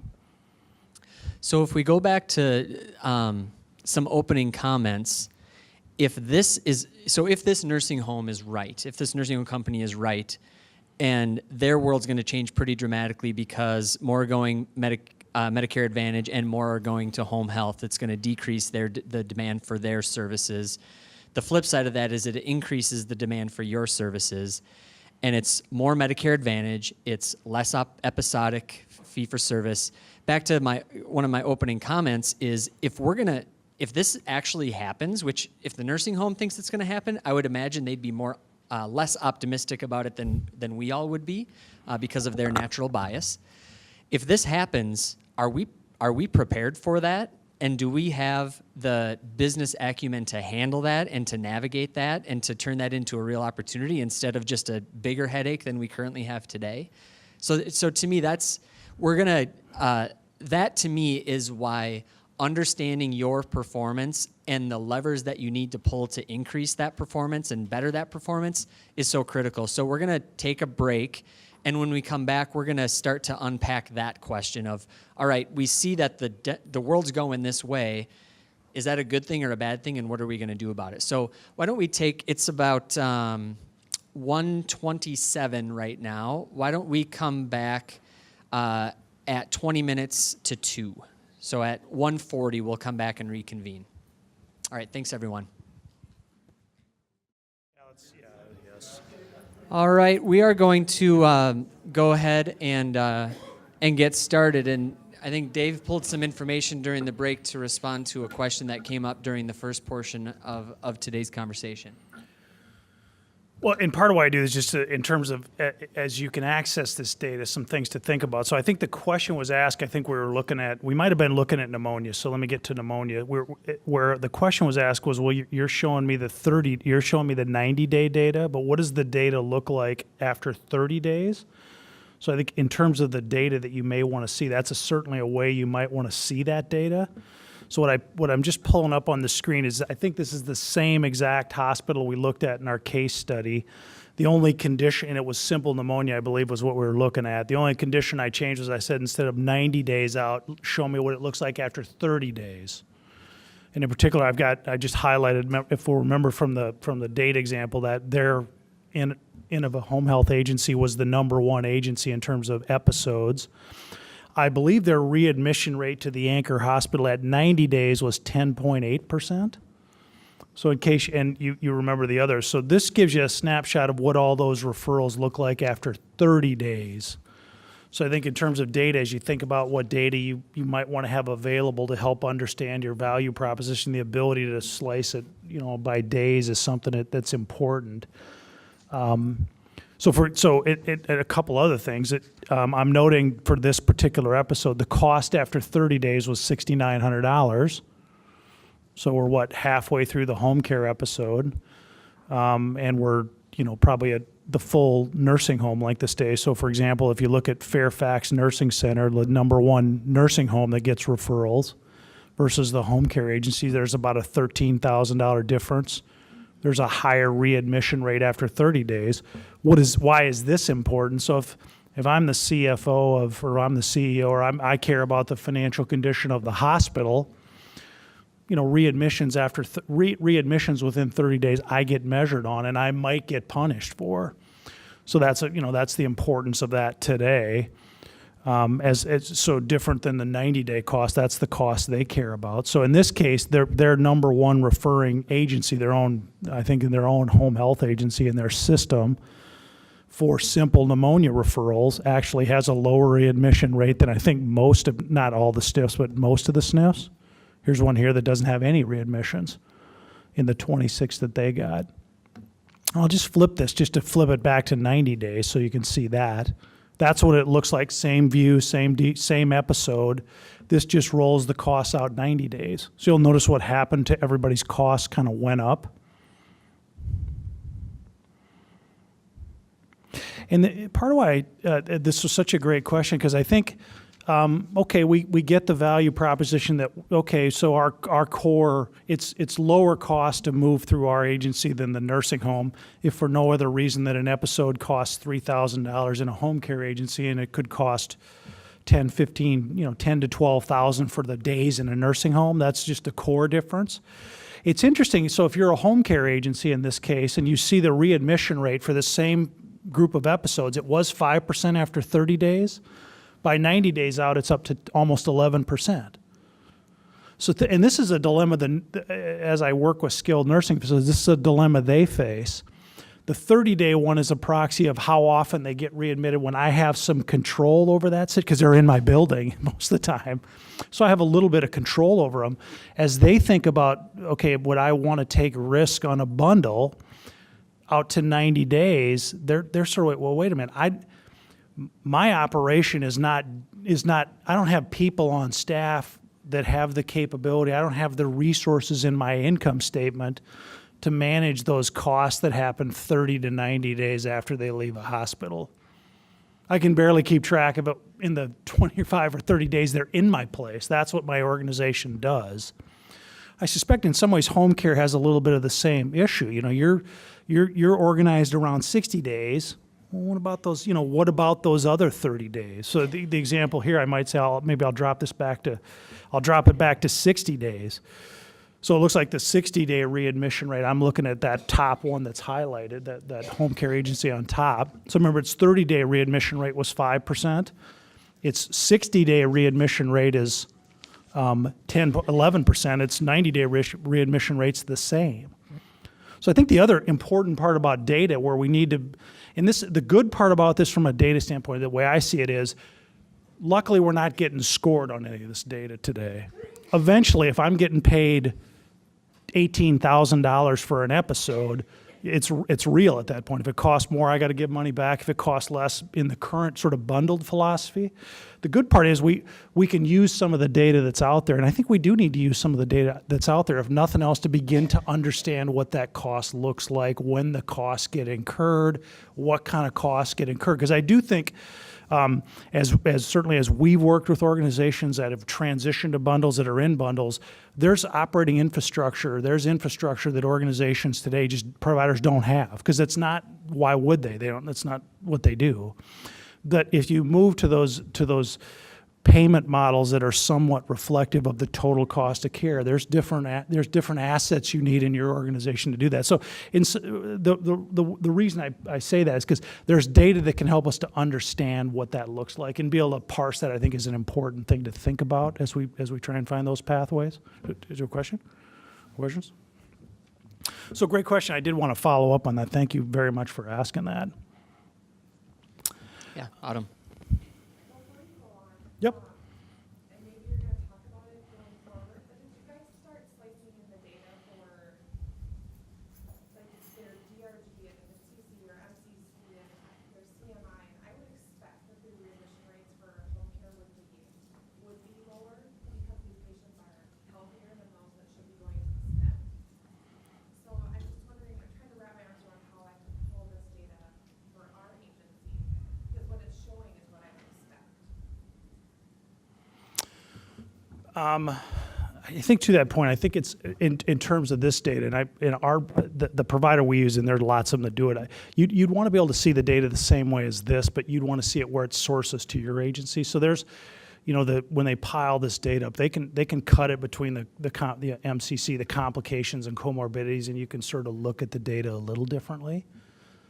And part of what I'd say to that point, I would say, and I haven't seen lots and lots of data, but I've seen enough where I've been surprised by the results I get, where I expect just what you said to be the case, but when you sort of look at some real data, real hospital referral data, the differences measured the way you described were not as much as I would have thought. And home care actually did, in the ones I've seen, did better or worse. I mean, so it wasn't, I thought it was, well, home care gets the lower complexity, at least measured by the way the hospital does it. That's what I'm saying. The hospital does what the hospital does. I haven't found it to be quite as true when you look at it in the post-acute space. So some are relative to data. I think this is a little bit of a weakness from at least the data we get to see, that we have access to, is it's a little bit too hospital centric in terms of what it tells us what it was in the hospital, and it just those aren't necessarily the things that differentiate what the cost might look like, what the complexity looks like in the post-acute space.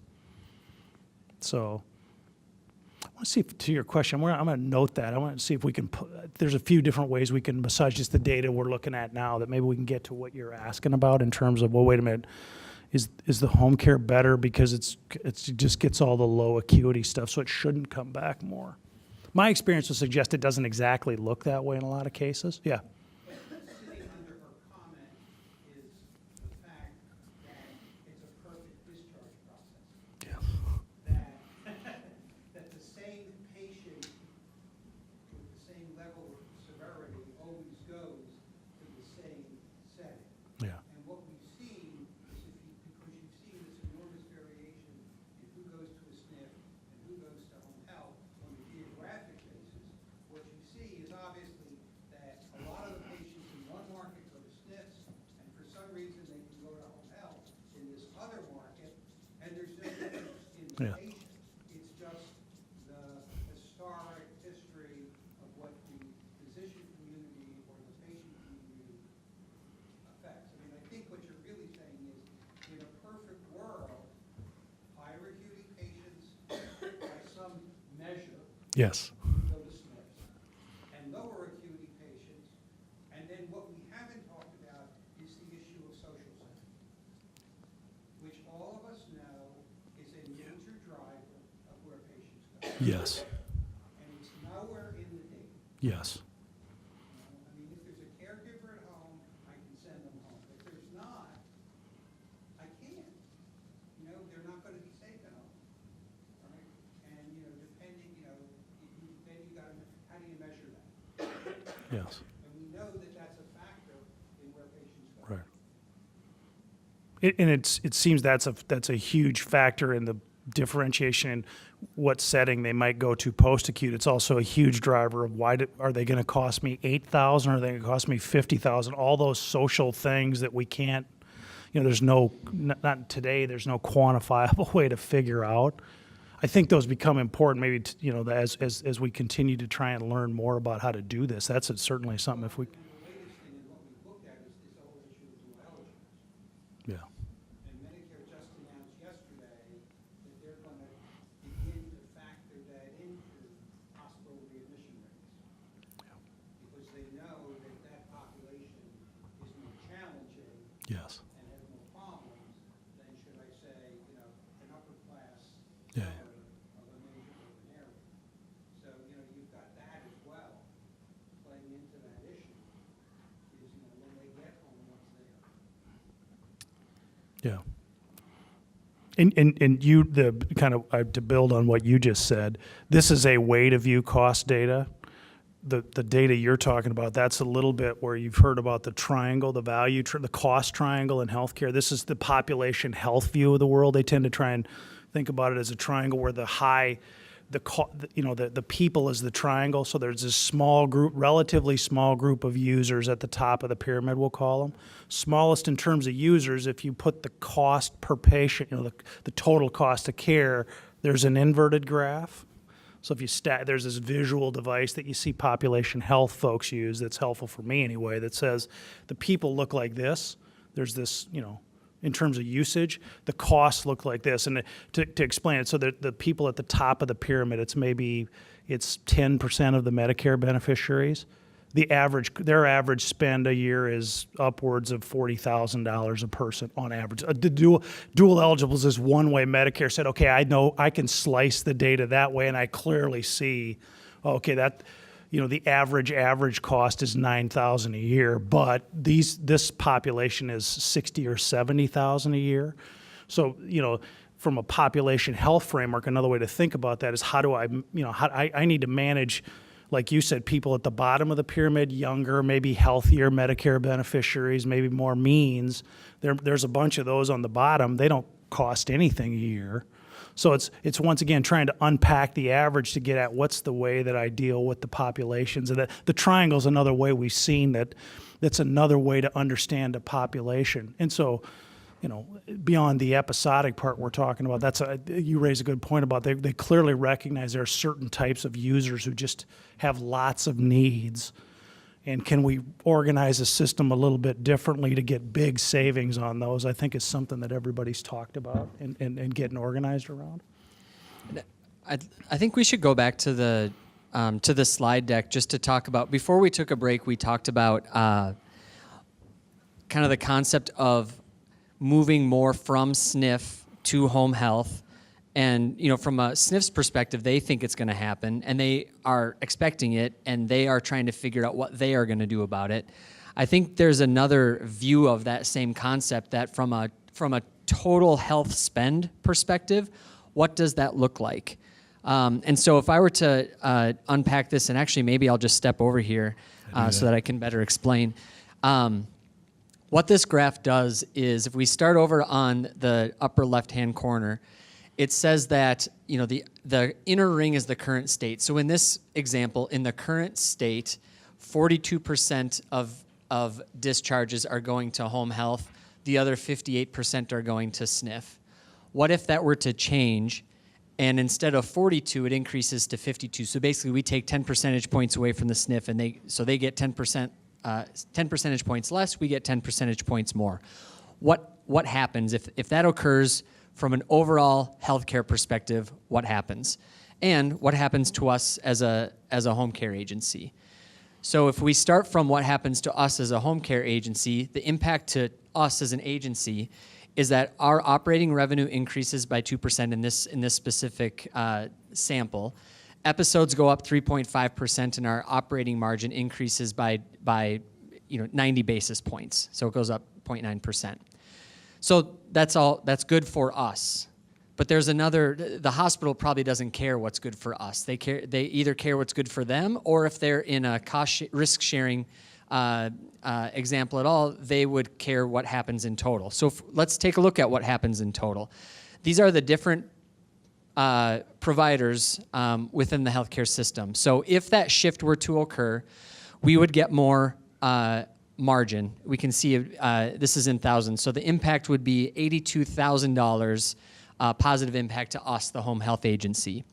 The skilled nursing facility, because they are getting less referrals and therefore less margin, it takes away $469,000 from those providers in this example. But the total cost decreases by almost $900,000 in total.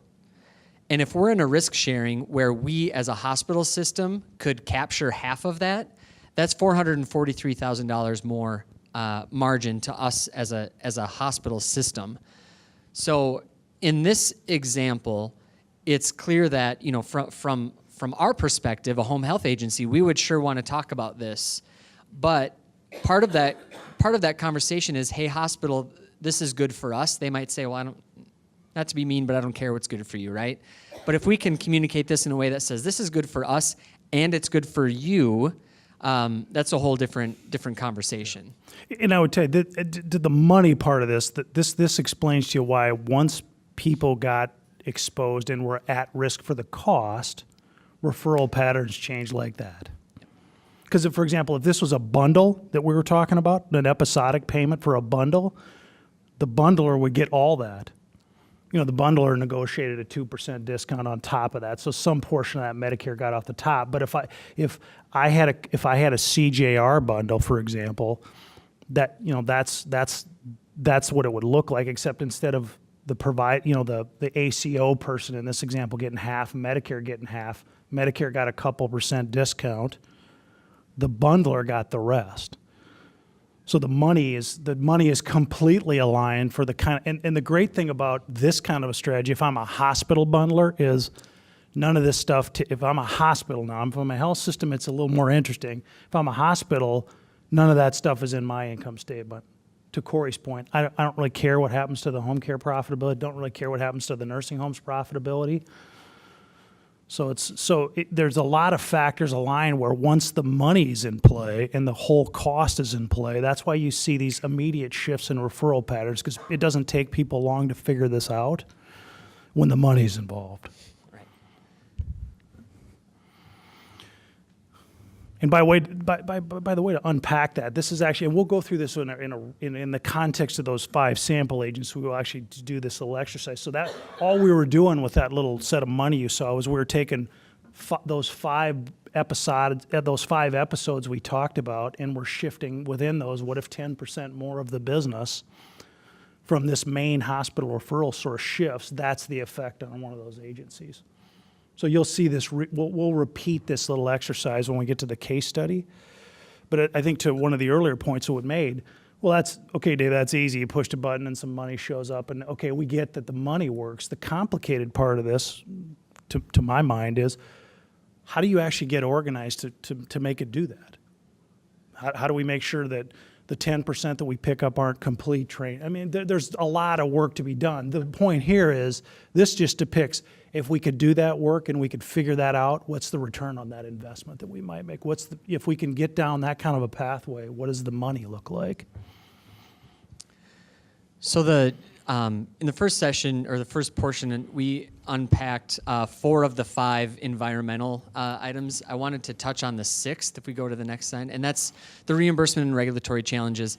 And I don't want to spend a lot of time going through the conditions of participation, quality reporting, pre-claim review, the Medicare insolvency issue, because those are all, while they're important, they're things that we have all heard about, and there's other presentations on this, and that's not really our purpose today.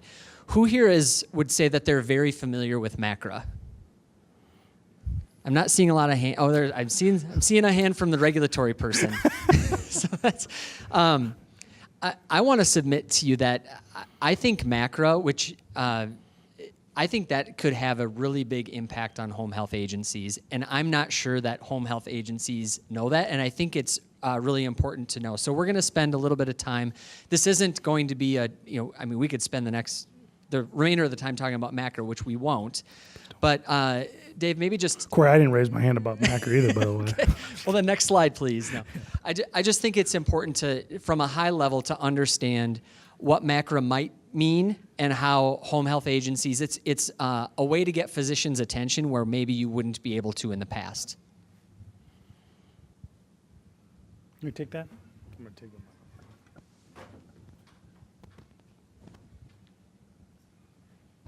This probably requires some big hand gestures. So, the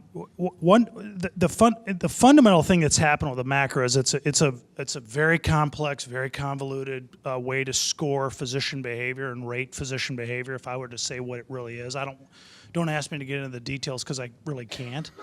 But I will say the number one thing in MACRA that affects how one provider score versus another fundamentally is this little underlying cost equation is such a huge part of MACRA in terms of, they call it quality, but in MACRA, once you get through all of it, it's really about the cost, the underlying cost. And there's a complicated way they do this, but once again, it's that all of a sudden the total cost of care matters to somebody's money. That somebody in this case is an individual provider, an individual physician provider. That's who it matters to. That's the kind of level they go to.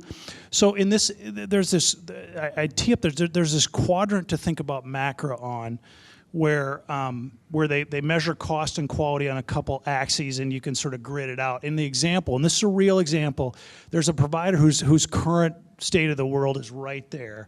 What that tells that provider is, unless I can do things to move my position in the world, that's going to cost me about $20,000 of income, unless I can change something about this. So all of a sudden it got real to this family practice provider. They're going to get $20,000. They're going to make $20,000 less income. So they're incented to do something about this. And so, but if they could move their position in MACRA just a little bit, or that's actually a lot, or even a little bit, they might not get any reduction. So you say, well, what does that have to do with home care? So Cory, if you want to flip it, another grid, and it's the same basic idea that we try and sort of ingrain. This is important to begin to think about. This is, you got to understand the totality of what's happening. Certain things are going to change, and all kinds of providers are impacted in different ways when that changes. So think of that as, what could the physician do relative to home care to improve their lot in life. I would tell you underlying all that, that little, if you flip to the other graph, Cory, the one before, most of the way that the provider is going to be able to move from here to a better quadrant is to lower the cost of care. It's complicated, but my math suggests about 75% of their position on the quality schematic is based on the cost. There's all kinds of other things, but it's really cost that drives it. So physicians are, so you can flip it. So physicians are interested in cost. In my little example, the one thing we've definitely seen in other markets, and we've seen this through the work and data we've seen around people who have adopted a population health approach where they've sort of focused on high-risk populations, and they've really started to change the way that works. A number that's pretty consistently I've seen is that they see at least 30% reductions in inpatient utilization. So right off the bat, they find a way to admit less people to a hospital. The other interesting thing we've seen in a couple, and that's why we put it in here, is what if instead of admitting to the hospital, they're redirecting them to home care as an alternative to even admitting them to a hospital. So they're using home care in a different way than they would have thought before, because now the money matters. So that's an opportunity. I mean, it's, that direct referral piece, I think, is another matter. Another important way we think, and we've seen this in some of the data we've seen, is they really get interested in, okay, what happens post-acute once they see the data? And in this example, this is similar to some data we've seen in some examples we've looked at. What if there was a 25% reduction in usage of skilled nursing services? Remember that theme? This is just the reason why that theme might be real. And what if all that got redirected to home care? So what if nothing else happened as the physician realized, wait a minute, you're telling me you can get the same outcomes, there's all that stuff, but you're telling me I can, instead of spending 18 grand, I can spend 7 grand? Okay, let's do that. So let's just say that physician got into that. The other thing that we've noted about physicians, there's sort of a change in the way they operate. Remember I talked about the operations you need. So you manage patients when they're under your purview, but if you're like responsible, if you think about the cost over 90 days, they're out 30 days after they leave my agency. I don't have any tools in play to help me manage that cost. What the physicians who are good at this will realize, wait a minute, Medicare's opened up there's a whole new revenue stream. Well, there was a revenue stream. There's actually a competitive revenue stream available to build chronic care management assets. So to hire the kind of resources and get paid for the kind of resources that can help manage care over a period of time, which benefits us as part of that continuum. And so in this case, that provider, plus the other thing we've seen in other circumstances, they can quickly begin to say, we can bring more of the resources, we just would refer it out. We'll bring more of that work back into our office because, now that I see how much it costs and it matters to me, I don't think I want to do that anymore. So in this case, we started with this example I'm showing you. We started with a physician whose current position in the macro world was he was going to lose $20,000 of income. This physician, if they really get after it, not only will they not lose, and this happens to be the physician's column, the physician will not only lose income, but that physician might make a lot more income if they can completely change the way they do business. But one of the ways they change the way they do business is they're more aware of the post-acute continuum. They're more aware of the cost of that. They've moved money to our column. So in this case, obviously the hospital lost right off the bat, 30% less admissions to the hospital. That's a big hit, right? The physician changed their behavior pretty materially. The hospital and the clinic, and the physician, if they're together, have sort of stayed the same. And Dave, if we could just to make sure, I know some of this is a little bit hard to see. So the blue graph is the revenue side. Yep. The yellow or gold is the contribution margin. And across the bottom, these are the different provider types. So hospital only, they lose $1.3 million of revenue, which equates to $264,000 of contribution margin because 30% fewer are going to them. We'll skip over the physician for now and go to the SNF because 25% reduction in SNF. They're not going to the SNF as much because they're realizing that home health is a lower cost alternative, and you get the same or similar outcomes. The SNF loses $359,000 in revenue and $144,000 of contribution margin in this sample. The home health agency, because they're getting more volume both on a post-acute and a pre-acute, or as a substitution of care for an acute care stay, they're getting $260,000 more revenue, $104,000 of contribution margin.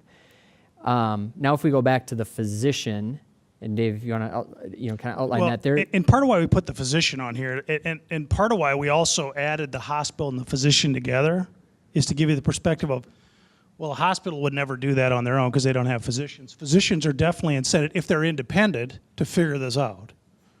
And I would also tell you, health systems that have physicians, which depending on your market is probably who your universe is, they're also incented. Not that incentive, but once again, that's a better model. That's a better cost model. So who's the loser in all this? Standalone nursing homes and hospitals. Health systems are okay. They're just, clearly that's a radical, hospitals are getting smaller. They're changing the way they do medical practice.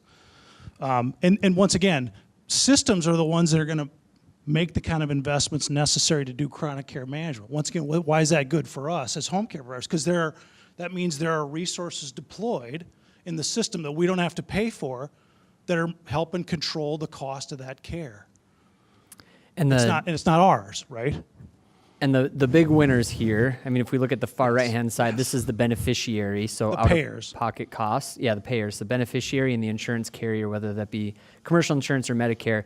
Obviously with that much less utilization, the one that's paying for utilization is the one that wins here. Is the increase in the physician, is that part of the CCM, the 9940, whatever, the chronic care management code? Is the increase in revenue for the physician, is part of that, you said chronic care management, the coding for 9940 or something? Yes, and to answer that question, most of that physician part that's positive is the implementation of chronic care management. Tack on question, how much can a home health agency help them with that, or is that a totally different separate The question was, how can a home care agency help in the chronic care management? And I think to that point, I think home care has a lot to offer in that front, particularly, the kinds of things you're doing during that episode. A lot of that overlaps with the kind of things the chronic care management team is doing. So I think, to your point, I think home care could play a great role in that in terms of using your infrastructure. So I think the question is, so let's say I have a doctor who loves sending all their joint patients to rehab hospitals, right? And they're spending $25,000 per patient on post-acute care, all right? How do I take that number and translate it into a doctor and saying, guess what? If you send them to home health, you're going to spend $8,000, all right? What is that $17,000 difference? How does that translate into the macro calculation? His or her pocketbook? So that I can say to them, I just saved you $4,000. Um, That's what down at the street level. yes. Yeah. That's the discussion. Yeah, and so Cory, flip it back. So part of what you say is the reason you're losing 19,000 is you're here. That 17,000 that you save, that has the ability to move you to the quadrant. These are not huge moves. And remember, what the physician will quickly realize is all that quality stuff is cost. The smart physicians are figuring that out already. There's a ton of complexity in macro. We could go on for 4 hours about macro, but when I have people take me through it, I go, okay, if I'm a physician, I'm going to realize very quickly those cost decisions I make are the most important things I can do to make my position improve relative to quality. It's really important. So I think There's no way to easily. well, remember, not easily, I would say, because remember, this is all a moving target. The whole thing, it's like every Medicare system. You don't know what your place in line is because the line's always moving. All you know is everybody else has got the same incentive I do to lower the cost. I better get with it. So there's no guarantee of any of this, but the fundamental thing that's clear is you got to lower the cost. You are incented to take cost out of the system. So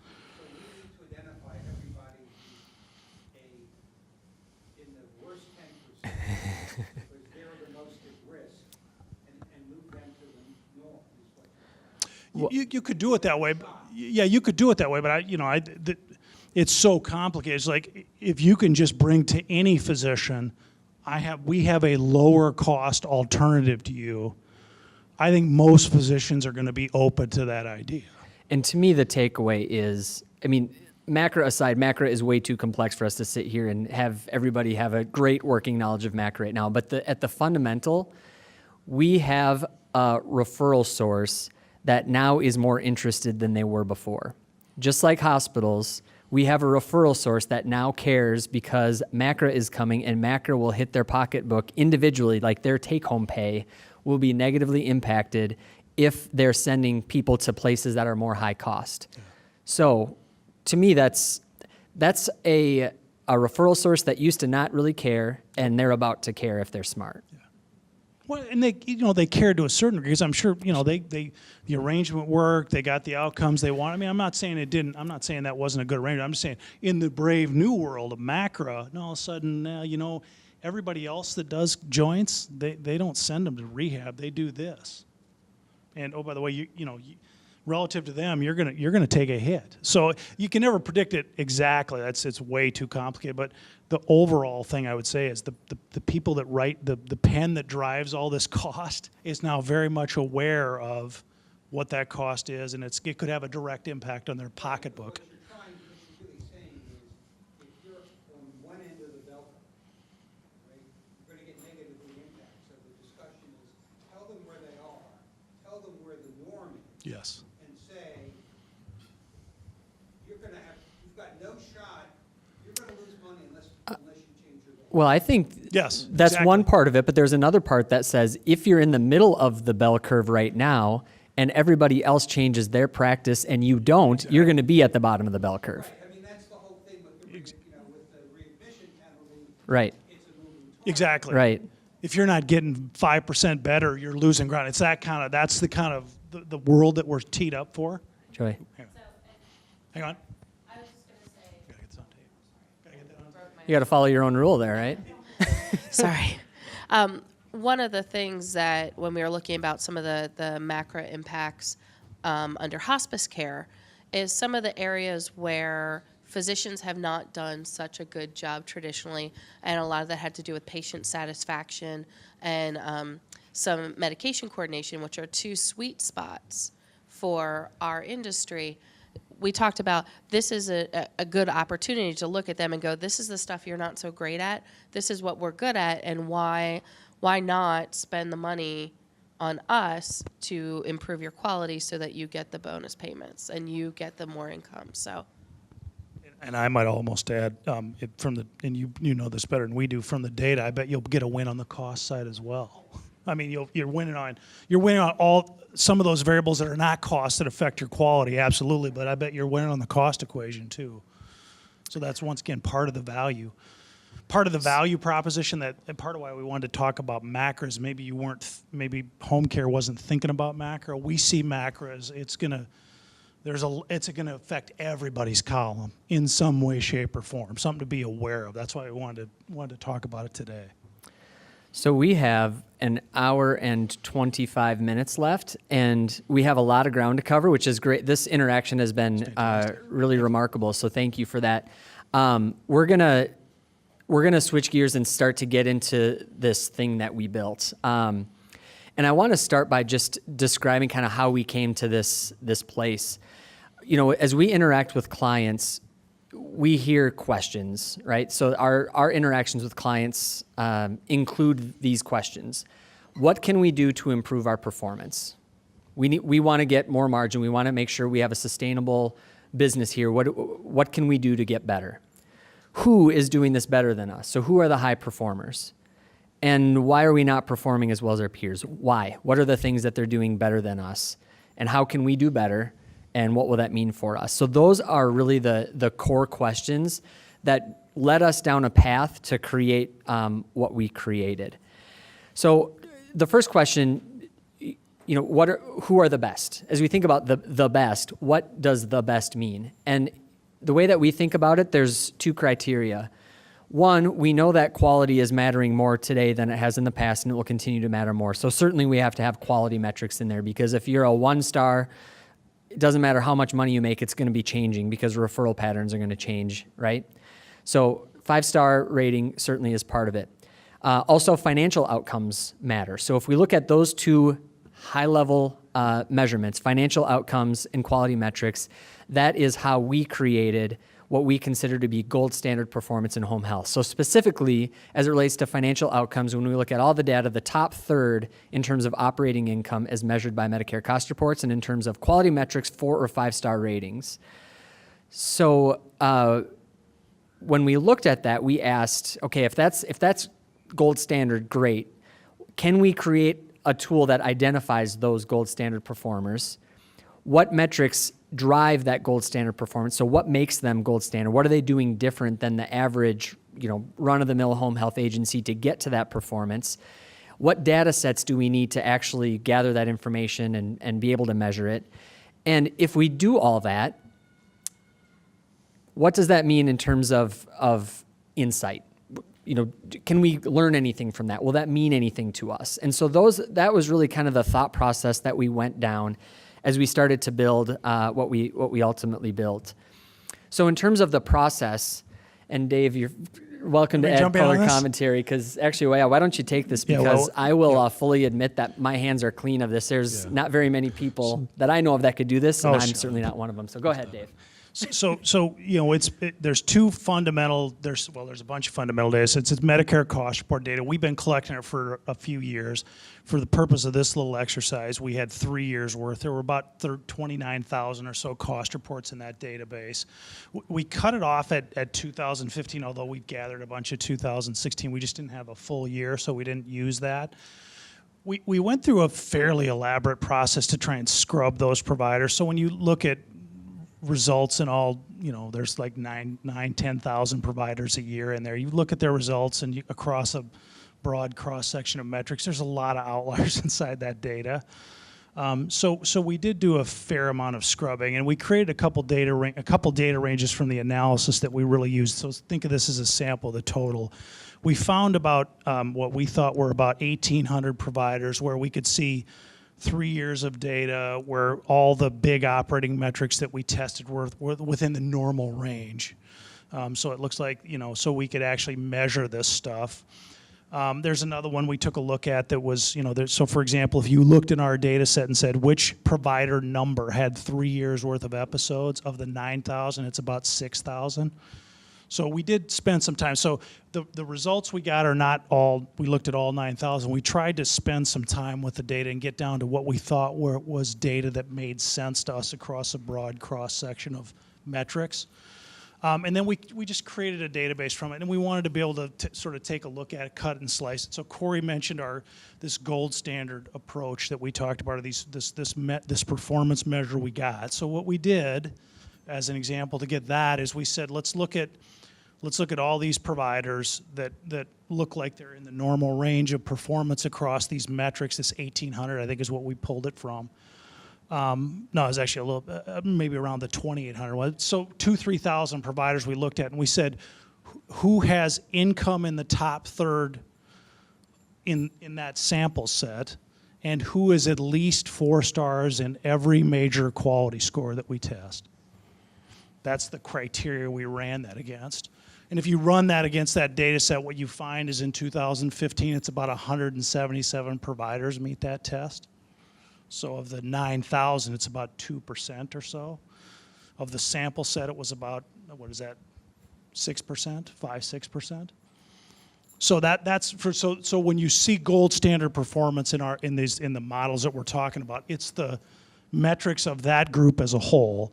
Obviously, as we compare, we're trying to wage index neutralize what we can. So if we're comparing a New York provider to a gold standard provider, we're sort of we're trying to neutralize the effect of wage index for comparison purposes. But that just gives you an idea. So it's a long-standing data set we've had. I think as part of, as Cory mentioned, part of this, the relationship with VNA, we really started to try and do a little work to begin to connect quality, to begin to connect performance, like say, to sort of say, let's look to see what we can learn from that and be able to cut and slice it. So that's the process we went through to get the results we're going to talk about from a pathway standpoint. So then, as it relates to the pathway to performance, so we have this gold standard, right? And if we just tell all of you, well, get better, just perform like those people, that really wouldn't be all that helpful. And so what we wanted to do is we wanted to create a tool that helped focus those efforts and resources in the right areas and set realistic expectations. So that we can drive decision-making and drive action to actually make progress as opposed to just seeing this huge gap and not have any clue how to solve it.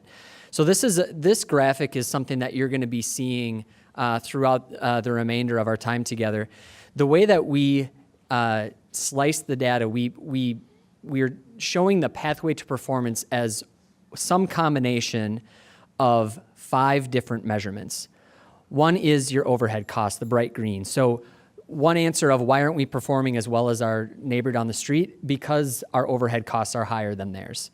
What's another reason? Well, because our revenue per episode is lower than theirs. What's another reason? Well, our episodic visit mix is lower than theirs. What's another reason? Well, because our direct cost per visit is higher than theirs. And finally, why is our performance not as good as theirs? It's because the revenue per visit is less than theirs. So as we slice and dice that, we come up with a few different measurements here, right? One is revenue side. Whether it's visit or episodic, there's some combination of revenue matters. There's another combination that says, well, cost matters, whether it's direct cost per visit, the episodic mix within that episode, or overhead, so cost matters. Revenue matters, cost matters. But also, episodes matter, and non-episodes matter. So visit-based matters. So that was kind of our way to say, well, if I'm not performing as well as somebody else, I would sure like to measure it in those 5 areas so that I can understand, do I have a revenue problem? Do I have an expense problem? Do I have an episodic problem? Do I have a visit problem? Or do I have some combination of all 5 of those? So that, to me, instead of looking at just performance in total, it helps focus our energy to look at something that we can actually do something about, right? It helps focus our energy. So that's really what we were trying to accomplish here.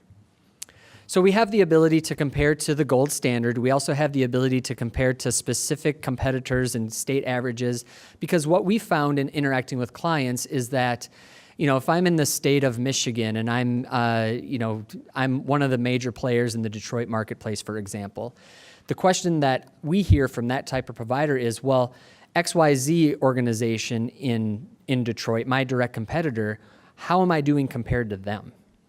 And I'm sitting here thinking, does that matter? What if they're performing poorly too? What if there's this whole opportunity? What if we're not aiming high enough? What if we're not aiming correctly? So this says, who are the best, and what are the things that we can do specifically to become the best? So that's really the process that we went through. Although, Cory, maybe to add, in terms of the pathway we're going to talk about, it's not the other. I think the other thing we heard from our clients is, okay, so I don't want to compare to that, but I do want to compare to my competitor down the street. Once again, as we kept testing this and looking at this and seeing results and sort of massaging this, what we realized is this pathway to performance idea. We're going to talk to you about if you're going to go somewhere different than you are, why not try and be the best? That's sort of why we tee that up. But if you want to measure yourself against something else, the pathway is sort of ambivalent to what performance level you want to compare to. It just looks at your agency's performance in those 5 areas we talked about compared to the performance of this agency or this other performance marker you want to compare to, and says, here's the relative value of getting yourself closer in those different performance domains we talked about? So before we look at specific samples, so specific case studies, I thought it might be helpful to provide a macro view of, what's the difference between an average home health agency and a gold standard home health agency. So if we look at the entire population, we are seeing an operating margin of 2.3% compared to 11% for the gold standard performers. So it's quite a difference, right? No, it's the whole agency's profitability as they report it. So it's the combo of all that stuff as they reported it in the public cost reports. And then from a 5-star standpoint, we can see that within the gold standard, these are where they fall on average from a quality standpoint. If we look at the growth rate and the overall bottom line of these next several slides is gold standard performers perform a lot better than the average in a lot of different ways. They grow faster. They have just a lot of things going for them. It's not just one or two things they do well. They're clicking on pretty well all cylinders. So if we look at the gold standard performers, from an operating revenue standpoint, an episodic revenue standpoint, visits and other revenue standpoint, and operating expense standpoint, it is generally they're growing more and they're more profitable than all agencies in pretty much across the board, with the exception of the operating margin percentage. If we compare 2013 to 2015, they decreased by 0.3%, both of them. So we're seeing that over the course of time, and this goes back to something I said at the beginning, the high performers are going to be performing a lot better than the average performer, and that standard deviation, in my mind, is going to continue to increase over the course of time. If we look at the average growth rate from 2013 to 2015, we're seeing that the unduplicated census for gold standard performers is 3.5% compared to 2.4% for the average. I'm looking at the blue bars here. Next, episodes stay fairly flat for the gold standard performers, where they decrease in the average home health agency. The visits per episode is up 1.9%, where it decreases for all agencies. Episodes per patient decreases 2.5%, and then the other visits. So the growth rate in total, if I were to kind of step back and look at it in total, the growth rate is greater for gold standard performers than it is for the average performer. If we look at it from a key product line, we can look at acuity, the payment per episode, direct cost per episode, and I don't want to belabor this, but you can see if you just macro compare the left-hand side of this graph to the right-hand side, we're seeing greater growth for gold standard than we are for the average Medicare agency. Yeah. So to your point, Cory, we tested a current 2015 high quality, high profitability. This is not only were they 11% versus 2%, they've also done a lot better over time. If you sort of go backwards from there and compare it, they've done better both in terms of their absolute performance and in most of these key areas. They grew more volume, they managed more, they managed the cost better. They attracted more patients. I mean, so that not only did they have better performance at a snapshot in time, which is when we tested them, right, they also looked better over time as well. So let's go by this, Cory. I think that's probably enough in terms of metrics. We've got way more comparisons we could do, but in the interest of time. So we're about to launch into these 5 case studies, and by the 5 case studies, what we're going to be looking at is we're going to be taking real agency performance. So if you're in your handouts that are on your tables, you've got some of the background information on each one of these case studies. So sample 1, you've got 3 years of history on their revenues, expenses, episodes, their other services. Right beside that, you've got some information on their 5-star performance, their current 5-star performance. You can see their readmission, where they're at in terms of readmission rates, ER visit rates, whether they're as expected, worse than expected, better than expected, that yellow and red bar or the circle. And then you could see the Medicare saturation data below that. So if I'm kind of in the upper left-hand corner. So you get some background on the agency.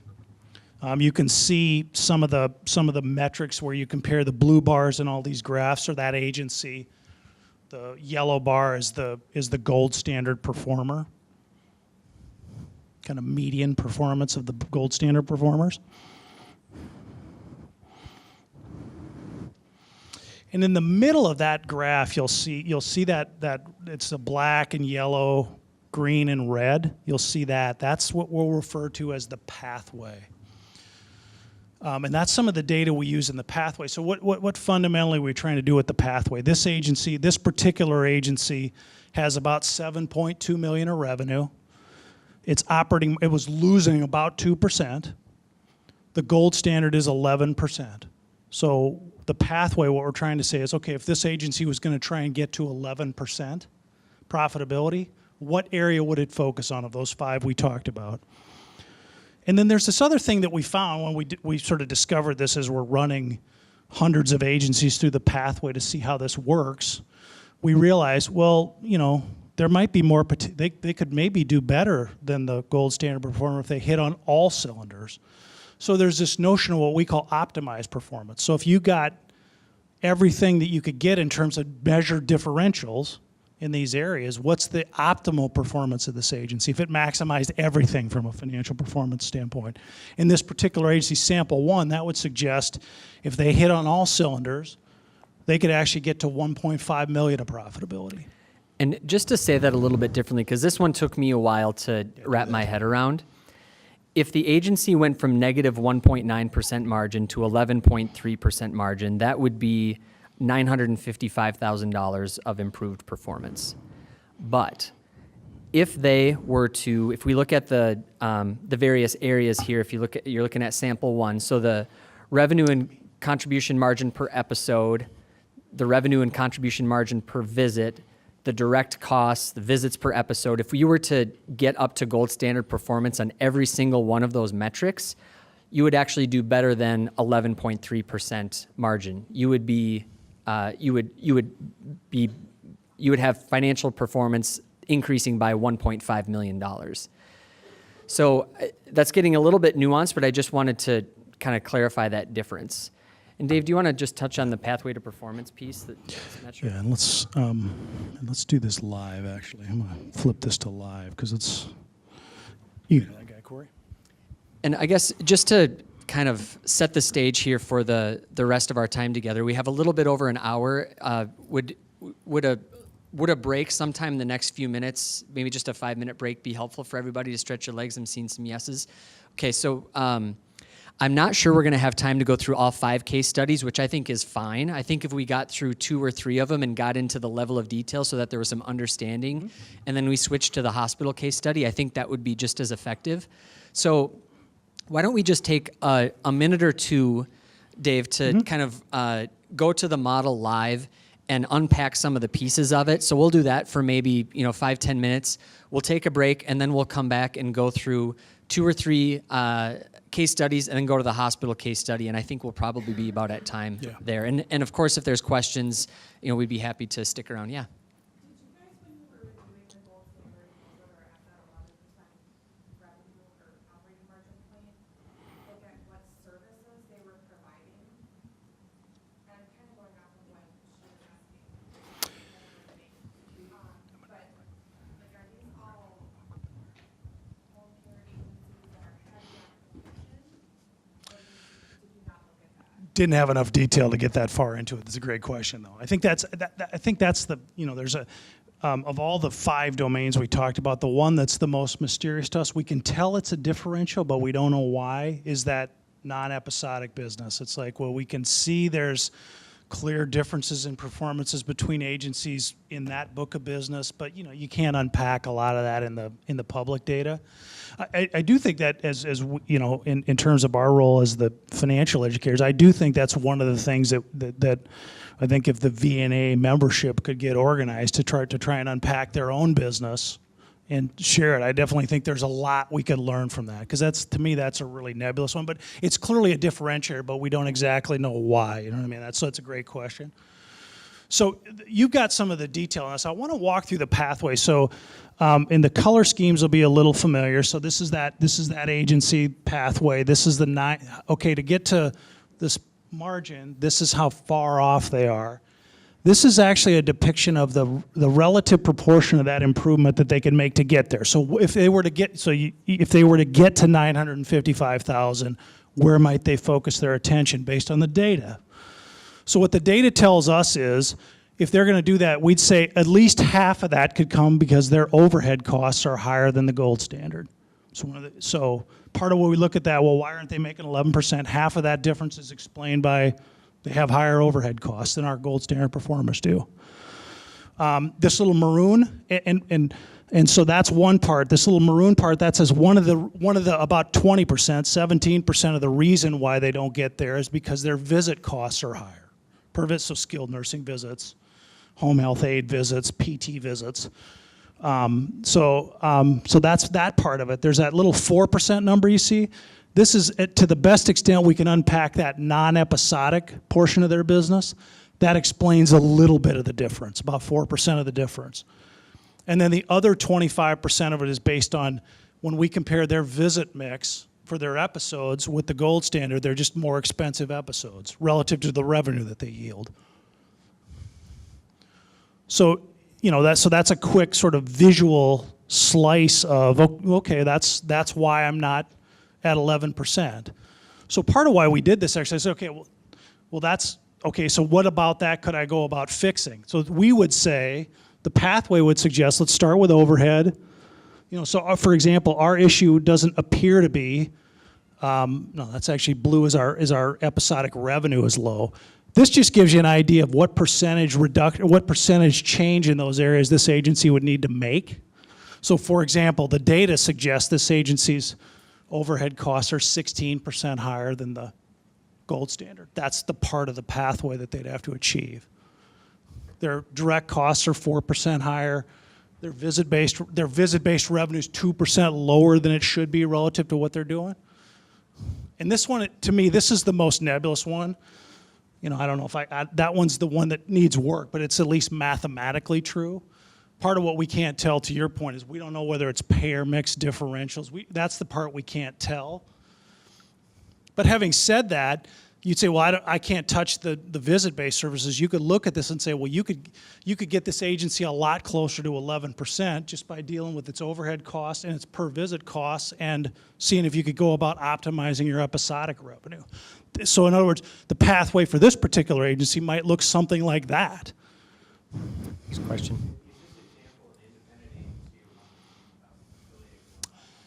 This one, let me see. This is actually a hospital.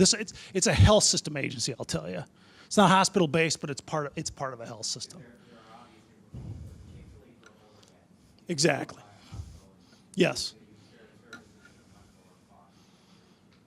So to that end, so for example, the health system CEO would say, well, I don't understand. Top performing agencies are doing 11% margin. What's wrong with our agency? Well, part of what you could say is, well, half of that difference I can explain because our overhead costs that we accrue as part of the system are, half of that difference I can explain. So, it doesn't mean you're going to cut overhead, but it also allows you to say, okay, then I shouldn't assume if I can't touch that cost, then I got to find another pathway to get performance out of my agency. So it kind of cuts both ways. It works both ways for you as an agency. Cory, you want to click on the second sample? I just want to walk through this with a totally different agency. So I'm going to tee up sample 2. So if you flip your page to sample 2, it's got all kind of some of the backstory information on sample 2.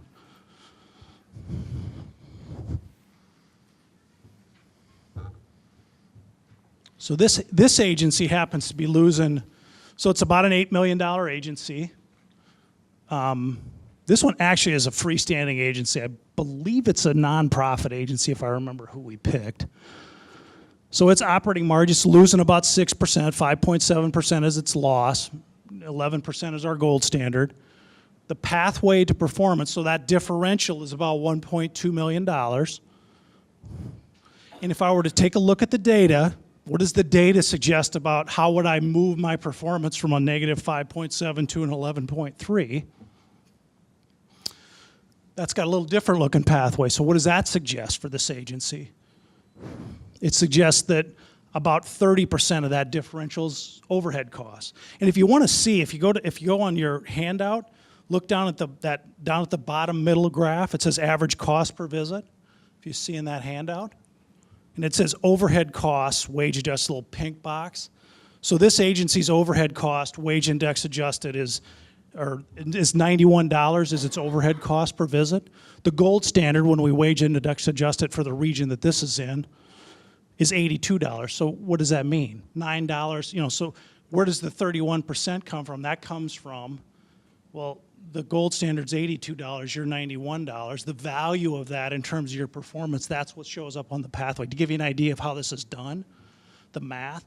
If you look at the visit cost, so another big part of this, about 46% of its visit cost, well, if you follow that graph, skilled nursing costs are $109 a visit. The gold standard's 89. Home health aid costs are 45. The gold standard's 37. You can sort of follow those all the way across. This is sort of the collective value of that.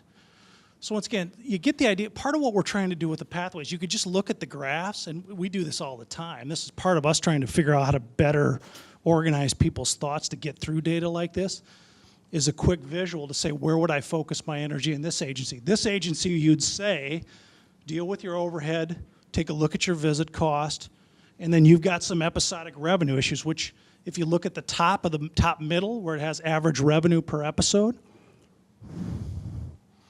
this agency generates $29.92 on average. The gold standard is $31.27. That's the revenue differential that makes up that 23%.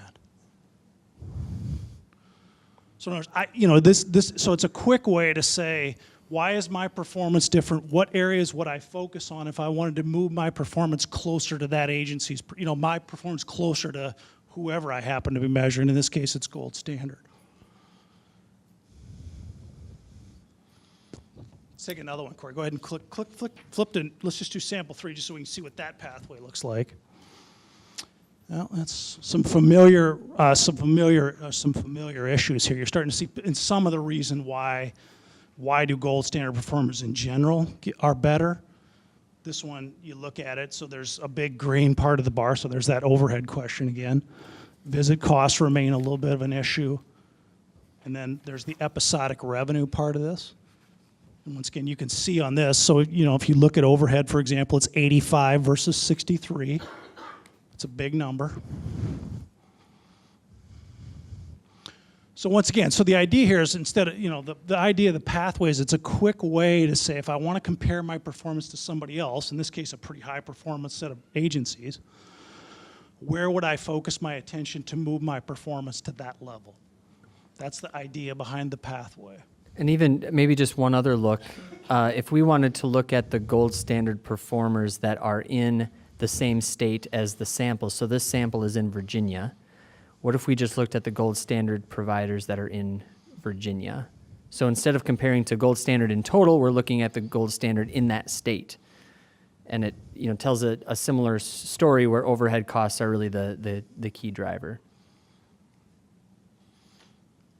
So there's, once again, Cory, part of what you pointed up, and this is, I think, the value to the members that we hope to bring, is the pathway doesn't, it's just a performance you're trying to compare to and figure, if I was going to move to that performance level, what broad areas might I focus my attention on? Do I have, like Cory said, do I not have enough revenue? Do I have too much expense? Where do I have too much expense? It isn't the answer. I think that's the difficult work of operations that has to get done. But this is just a way where we can say, well, if we aspired to that level of performance, and we'll touch on that after the break. This is just a snapshot in time. Maybe it doesn't matter to this. I suspect to this agency it probably does. If it's an agency that's losing 8% operating margin, it's not going to long lose 8% operating margin and still be an agency. So I suspect they might have some incentive to do this. So what I'd like to do, we're at 2:50 right now. Let's try to keep it to close to 5 minutes, just to stretch your legs so that we can. There's a fair amount that I'd like to get through in the last, a little bit less than an hour. So let's take a quick break, stretch your legs, use the restroom if you need to, and then we'll come back and we'll get deep into some case studies, and I think some great insight will come out of it. Let me try this again. Let's go ahead and get settled in. We have a lot of ground to cover and not a lot of time to cover it, which I never thought I would say in a 3-hour and 45-minute session. So what I think would be helpful here is, well, I guess one, there's a question that I just want to make sure everybody's on the same page. There's discussion of contribution margin, and the question was, what is contribution margin? That's an accountant term, which is a fair observation.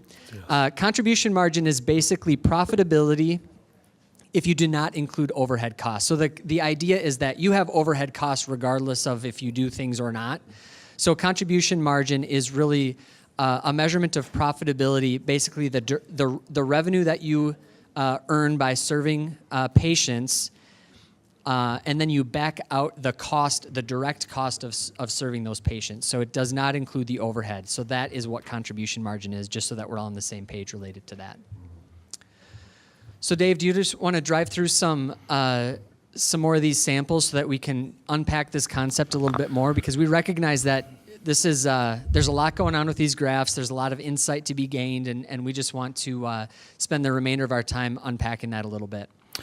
Yeah, and I think, and there's the other sample 4 and 5, you get a sense for the data, and you got an idea of the pathway and maybe the way it works, not in any detail, but the basic idea being, if my performance is different than somebody else's performance, what are the at least the mathematical reasons why that performance might be different, with an idea maybe that helps you focus on those areas as opposed to other areas that you might focus your time on. I want to shift gears a little bit, and in particular, I wanted to. So the idea of the pathway as a device is interesting to us. Where it becomes more important, maybe more relevant, is, well, where am I going in the future, and does this even matter to me? I think is where the real important question comes. So to that end, I'm going to focus on sample 3. So if you pull up sample 3, that's the one I'm starting with. And so if you look at sample 3, what we're doing is, and I'm going to run over there and point to the board here for a second. So I'm going to steal a microphone from you. So now what we've got is we want to shift gears a little bit. We want to be able to look at the future of this agency. So think about the exercise we're about to go through for the next 40 minutes or so. Is we're going to take this agency and we're running this agency, and we're trying to figure out what the possibilities might be going forward. We're not necessarily trying to predict its performance. We're just trying to say, okay, what does this agency need to do in the future to be successful? If I asked a question of this group, what's the minimum margin that you should expect to have as an agency in the future to be sustainable? I'll even start the conversation. I would say, how about we say 2 to 4% minimum? Anybody issue with that? Too high, too low? Forget about whether it's possible. We'll talk about that. We'll talk about more about that. I'm just suggesting if I'm going to be a tub on my own bottom, as an agency, I need to get at least 2 to 4% operating margin. So as we go through this exercise, what I would ask you to pay attention to is, what I'm showing you on here is, up in this corner here, pay attention to those numbers. That's the operating margin. So that's the margin of the agency. That's when we take its revenues minus its operating expenses. That's, in this case, the loss that this agency incurs. We're going to try and see, can we get that number at least to 2 to 4% or better? Because I think we can all agree that negative 9-10% margin is not sustainable, right? So then the question is, all right, if that's us and we're seeing that, what do we need to do? What do we need to do to get that to a sustainable level? That's really the conversation. And I'm going to, before I jump into the pathway, I'm just going to start with a couple other pieces of data we know about sample 3 when we look at it. It's got a payer mix. We're just for discussion's sake, we're saying Medicare might go up 1%. Medicaid's not going to go up any. They're going to raise their private rates about 2% a year.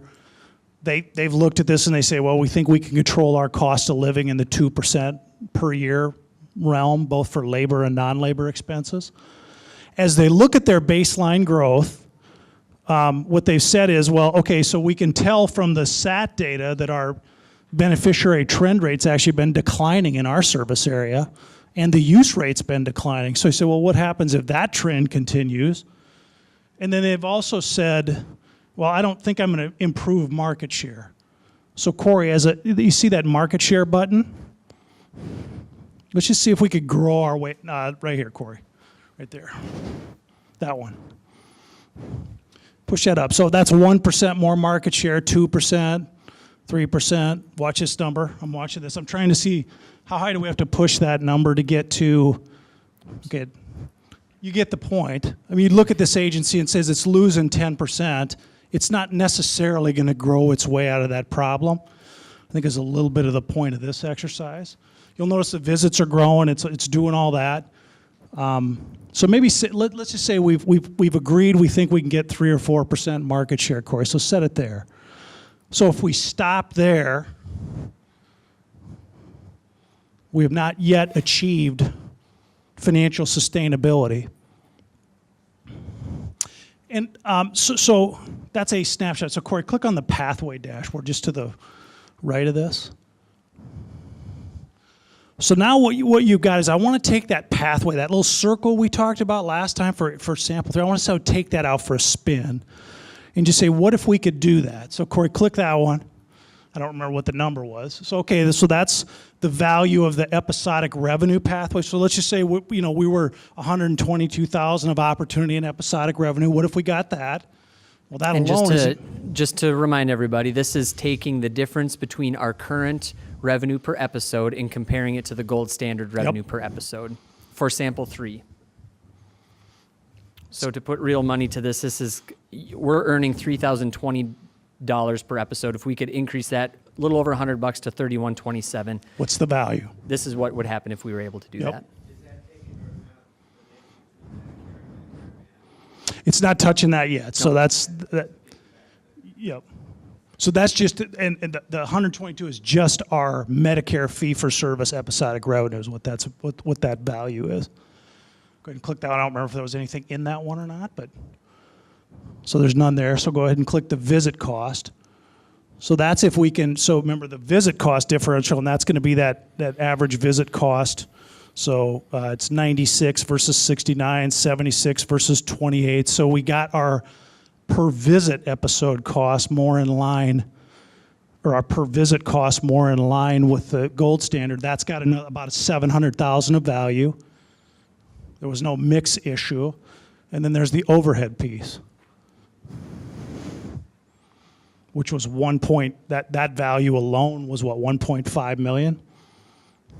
So Cory, turn the overhead off. We had a great conversation because remember, not all parts of the pathway necessarily are available to us. Let's just stop there and look at this agency and say, well, for whatever reason, we can't deal with overhead. We're a health system based agency, and it kind of comes over the transom at us. We don't really have an effect on it.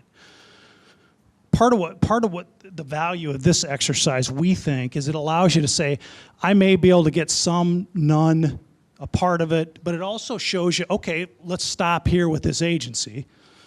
Remember, we all agreed we need 2 to 4% operating margin to sustain ourselves. You'd look at this and say, well, if I can make those visit improvements, bump up my episodic revenue, I get part of the way there, a good part of the way there actually, but I'm still not there yet. And that's the black bar graph here, at negative 1.7%, where before it was. So negative 8.7 was what we were. Now we're at, so we clearly made a lot of improvement in this agency, but we haven't quite made enough improvement in this agency. So once again, you'd look at this and say, well, maybe we can't get 1.5, but we need some number different than that. One other one, we talked, Cory's at another part of this. Remember, we talked also, and this is that topic, remember we talked about those 5 episodes, CHF, COPD, so on and so forth? And then another potential pathway for this agency says, well, what if we work, and this is, the data when this changes is only going to be for their major hospital referral source. It's one hospital. If we can figure out for one hospital, go ahead and click it, Cory, I think it'll work. What if for one hospital we're able to move that needle by 10% for those 5 episodes? We're able to shift the referral patterns 10% more to the home care part. What that translates to is about 79 more episodes and about 57,000 of contribution margin. Remember, contribution margin being, okay, we get 79 episodes, we get 3,000 or so in change an episode. We incur the direct cost, the visit costs of that. What's left over after that before overhead is about $57,000 for this agency. So that definitely improves. So that improved our bottom line in the out year. Still not quite there. Cory, bump that. Go ahead and push that up.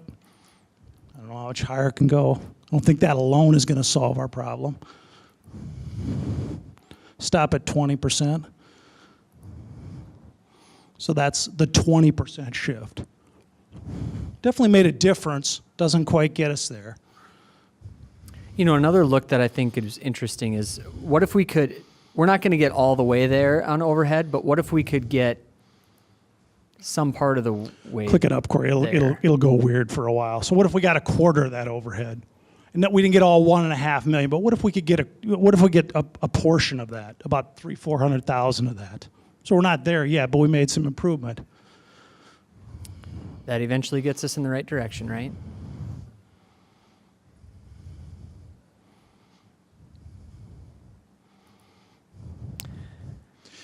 And part of why we developed this, because we do this exercise a lot as people are trying to sort of think through the future. This agency is not even all that. We've done a lot like this.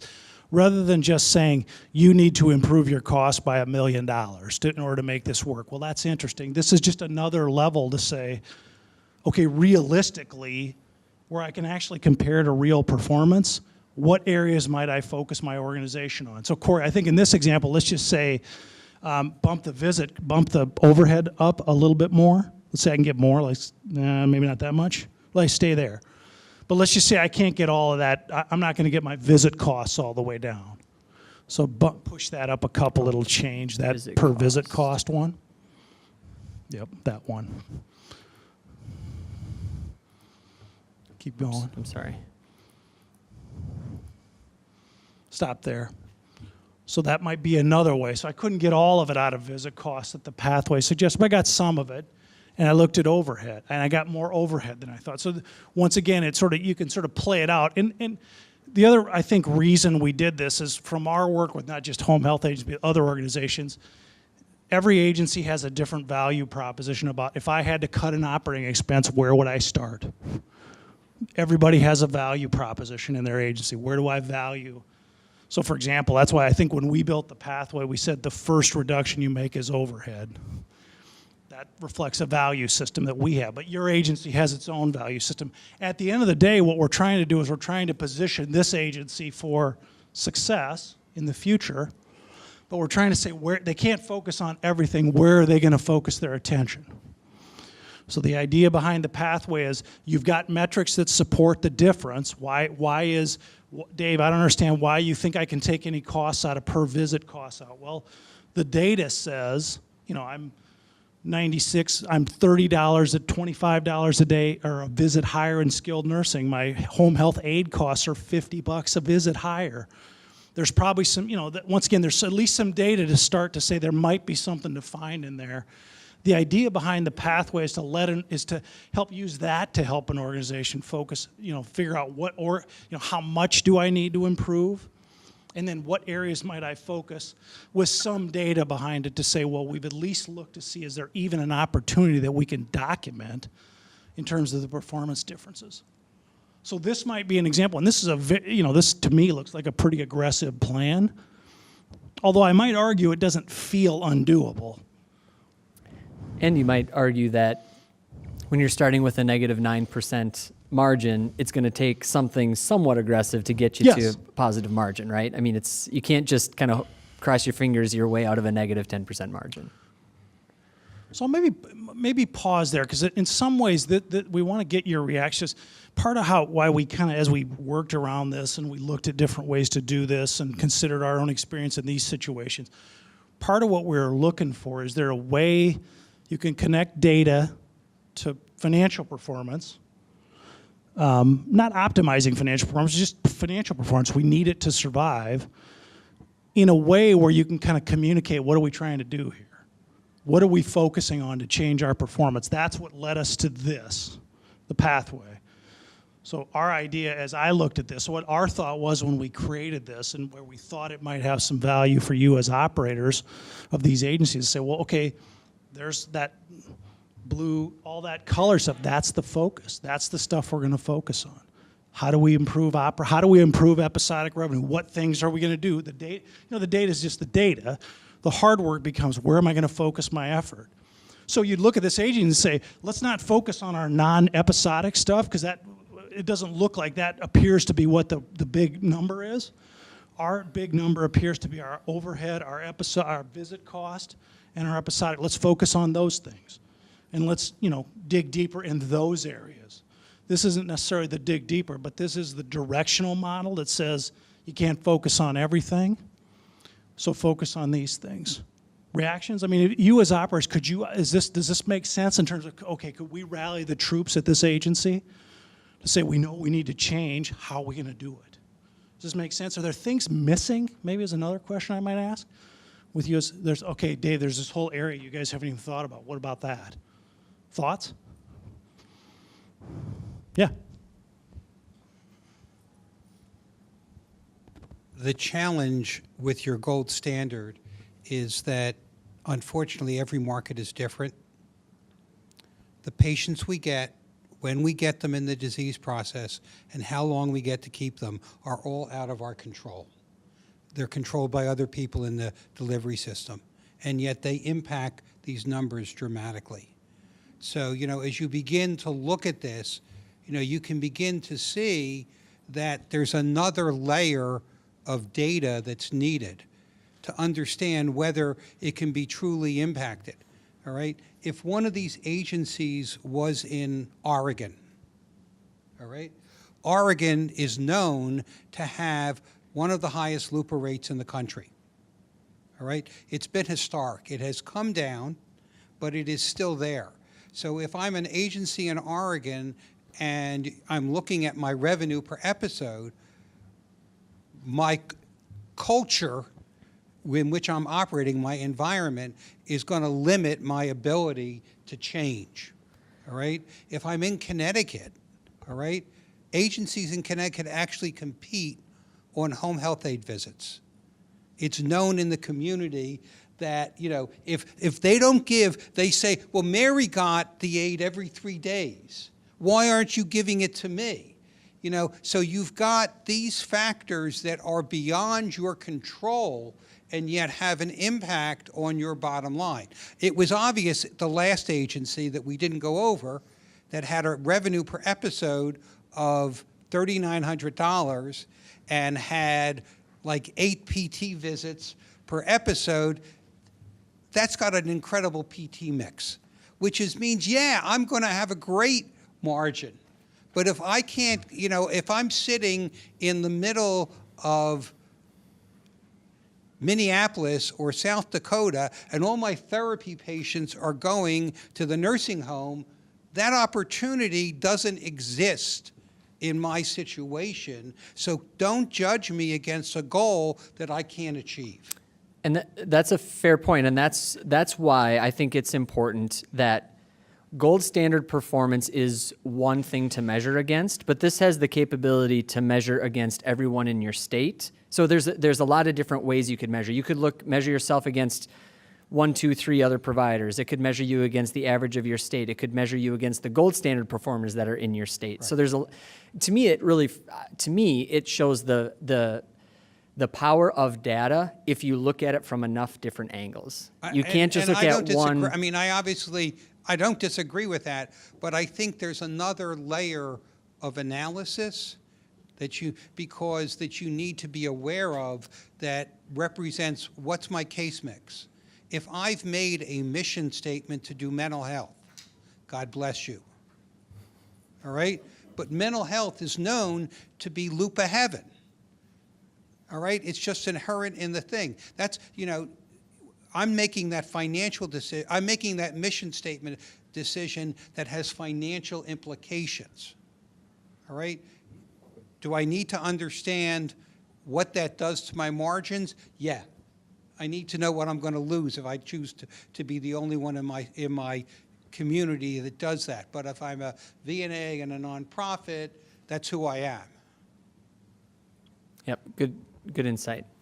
Yeah, this is obviously all Medicare, and most agencies are trying to figure out as Medicare goes down, Medicare Advantage goes up, and other types of revenue is coming in. How do you straddle that? Because you're trying to, Medicare's not going to remain the same, and they keep. Now they're going to look at taking another 5%. MedPAC is suggesting 5%. So as Medicare is less and less easy to grapple with as this pathway is showing. I love this pathway. It's very user-friendly. This is great. But, we're all trying to move ourselves into the future.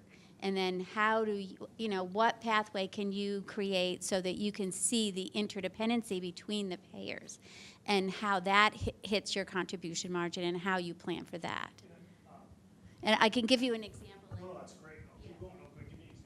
Well, an example is most of us will be doing hospital at home soon, and we're dealing with Medicare Advantage in a very different way, telemedicine, and we're getting paid for it. So there's all sorts of things that we're trying to do to is to work with this situation, and I think if you could add that. Yeah, and a couple thoughts and maybe some data. There's probably some data points that might help in that effort.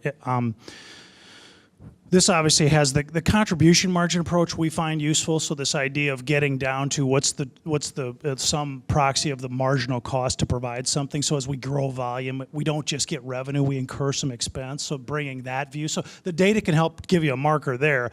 I know something to think about is in assuming, and I'm not sure if your Medicare Advantage business manifests itself per visit or per episode. I'm not sure, or both. So a proxy we found helpful is to say, well, okay, then, and this is every other business we work in, it works this way in skilled. I suspect it might work the same way in home care. Is the cost structures maybe look the same, the revenue's different. So I think of it as, and there's data in here that you could help model some of that to say, my episodic revenue is a number. I'm assuming my Medicare Advantage revenue is going to be 80% of what I get from Medicare. But the operating cost, I think, is the same. So as you look forward on that, you say, well, if I grow that business 10, 15, 20%, how does that? It's not moving the needle the same. You also raised a great point about, our little model assumed Medicare goes up 1%. Well, it might go down 5% next year.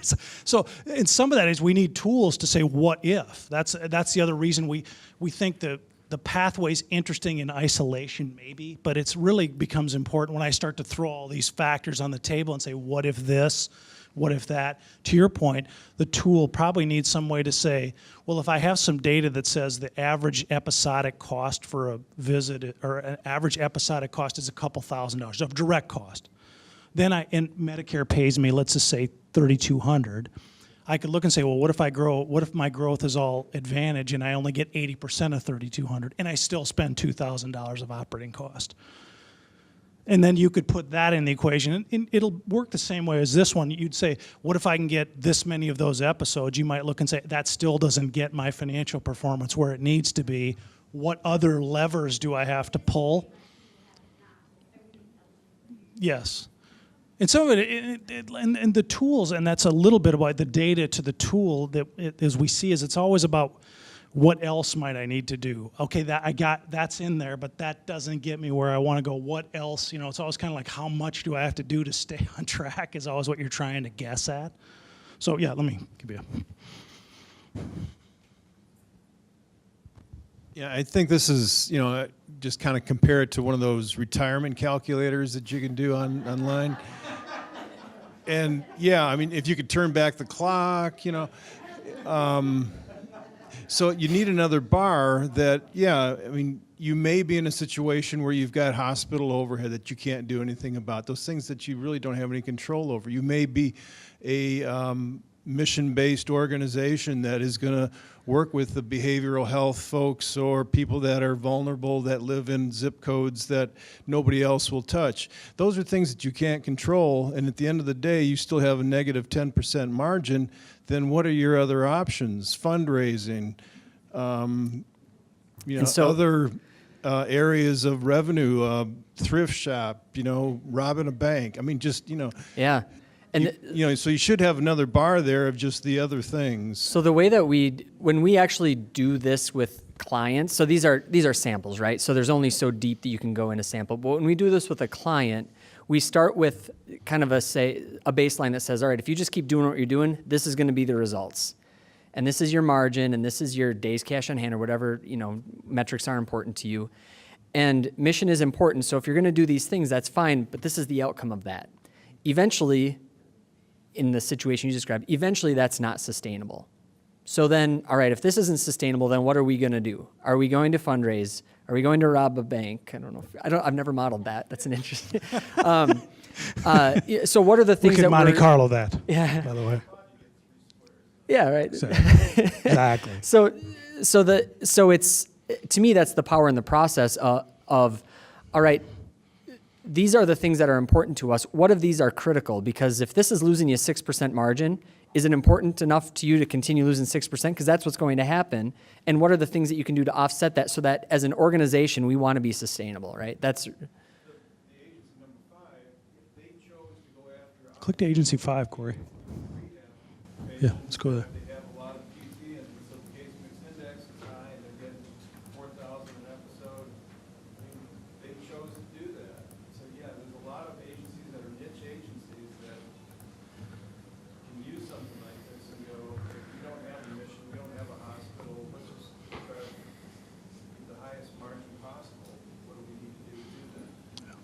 Yeah, no, I agree.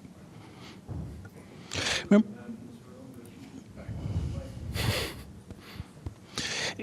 And it's a great point. And part of what, as we kind of wind this down, part of why we got where we got as we looked at the data in terms of bringing it back to you was just another way to use data, not just to measure where I am, but also to think about that in terms of how does that affect the path forward.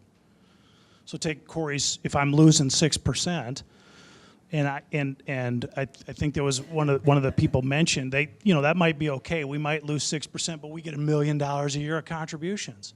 And at the end of the day, we're fine. That's great. But this also gives you the option that, well, that $1 million just dried up. Some people use this kind of approach to say, if I was losing 6%, and I couldn't do any of this, then you have to that mission, you have to draw a box around the mission kind of concept. It says, well, what is that worth? This just says, well, there's also data that's out there, data we can use, data that suggests there's probably growth to be had in our agency if we're able to capture it, just in terms of the general, the beneficiary demographics are on our side, the low cost part, the ability to do clinical pathways, map more cases to our agency.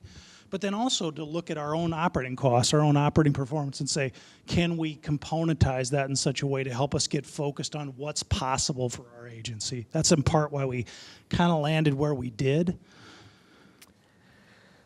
So we have about 15 minutes left, and I promised that we'd do a case study on hospital-based, and I want to make true to that promise. So I want to spend just a few minutes talking about a hospital-based agency and some questions that they asked us as they were thinking through their post-acute plan. So this is an actual hospital. This information is actual hospital. And just to paint a little bit of a picture, it's in a metropolitan area where there's a fair amount of competition.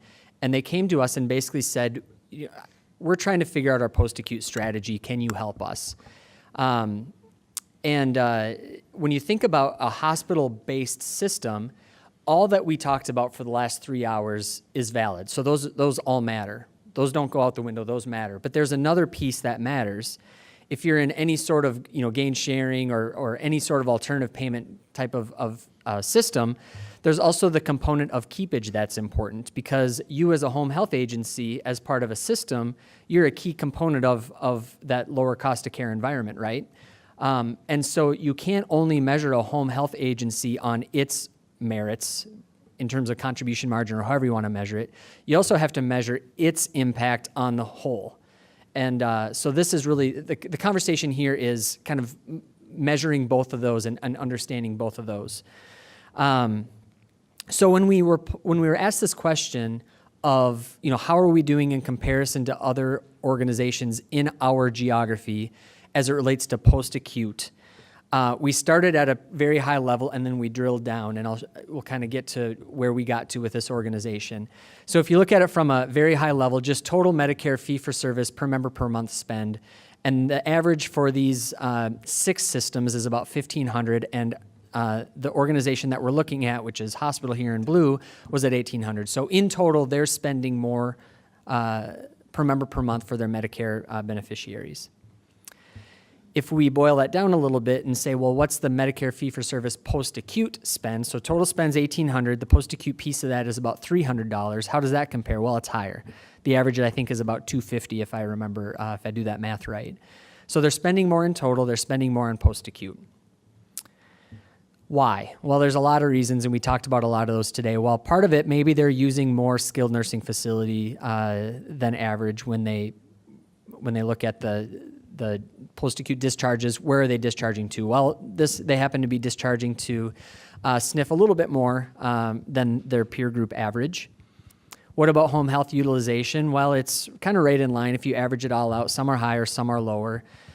So right now we have a whole bunch of data, but it's like, well, what does this tell us? We know we spend more in total. We know we spend more on post-acute, but it's not like our utilization for anything is like way out of bounds, right? So it's like, well, okay, now I still don't really know as a hospital system, what should I do differently? Hospice, same thing. They're utilizing it, more than some, less than some. So they're kind of, in the middle.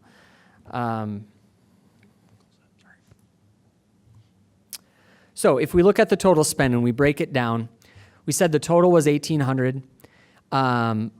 You remember in the first slide, they're spending $1,800 per member per month. What is that $1,800 spent on? Well, $900, so about half of it is spent on hospital inpatient. A couple $100 is spent on physicians. $300 is spent on hospital outpatient. So then the rest is all post-acute, right? So the first three that I mentioned are either acute or non-acute physician or outpatient. So the rest is SNF at $184 per member per month, home health at $61, and hospice at $29. So this is where this particular hospital, from a Medicare, so if we're thinking about post-acute, Medicare is a good place to start looking, right? That's where they're spending their money. So let's take a little bit deeper look. Peer hospital utilization of discharge care settings. So where are they sending their people? If we look at the hospital compared to the peers, and I'm not going to get into great detail on this, but in total, they're sending their folks a little bit home a little bit more often than everybody, but it's not crazy. If you look at it in total and average it out, their discharge patterns are similar. 50% go home, 20 to 25% go to skilled, 10 to 15% go to home health, and then the other 10 to 15% go somewhere else, hospice, or they expire or somewhere else. So again, we're learning a little bit more, but I don't know that the information that we've looked at so far actually drives us to do something different. So this, if we were to kind of go through this, I think if I were the hospital system, I'd say, well, okay, I still don't know what I should be doing differently. So this is where I think it started to get interesting for this organization. This organization owned home health and they owned hospice. So they had their own in-house. But if you look at the hospital's home health discharge data, they're not discharging to their own home health. Their own home health is 6th on the list in terms of discharges, in terms of Medicare payments. So they're sending them to 5 other places before they're sending them to their own place, which this is disorganized, but I'm sure they're not the only one in the country that's doing this, right? And the interesting thing about it is that would be fine if their home health agency was not a good home health agency. But if you look at the cost per unique patient, they're actually doing great. $3,000 cost per individual, where everybody else is $3,500, $4,000, $5,000, $6,000. So they're not utilizing their own home health when their own home health performs way better than any other home health. So to me, that's the first aha is you need to start discharging to your own home health, right? And if we look at hospice, we're seeing that they're fourth on the list in terms of the number of unique patients. So they're getting 118, where there are 3 others that are getting more than them. But they're second in terms of the Medicare payments because their cost per unique patient is too high, way too high. So in this case, they have 2 channels. Cory, a note on that. Yeah. What we found out, digging a little deeper, is they get them in their own agency a little quick. They get them in their own hospice a little quicker. The reason it's more expensive is they spend more time in So they've got an okay They had it. We found they had an okay process of identifying people, getting them to the program earlier than they did with other hospice programs. But they look at this and go, wow, that's a lot of people are sort of missing that algorithm as we go through this in the so we found some good things in there, but it's like they weren't catching as many people as they probably could have. So if we look at keepage, the hospital in comparison to the other systems in their geography, let's just look at home health.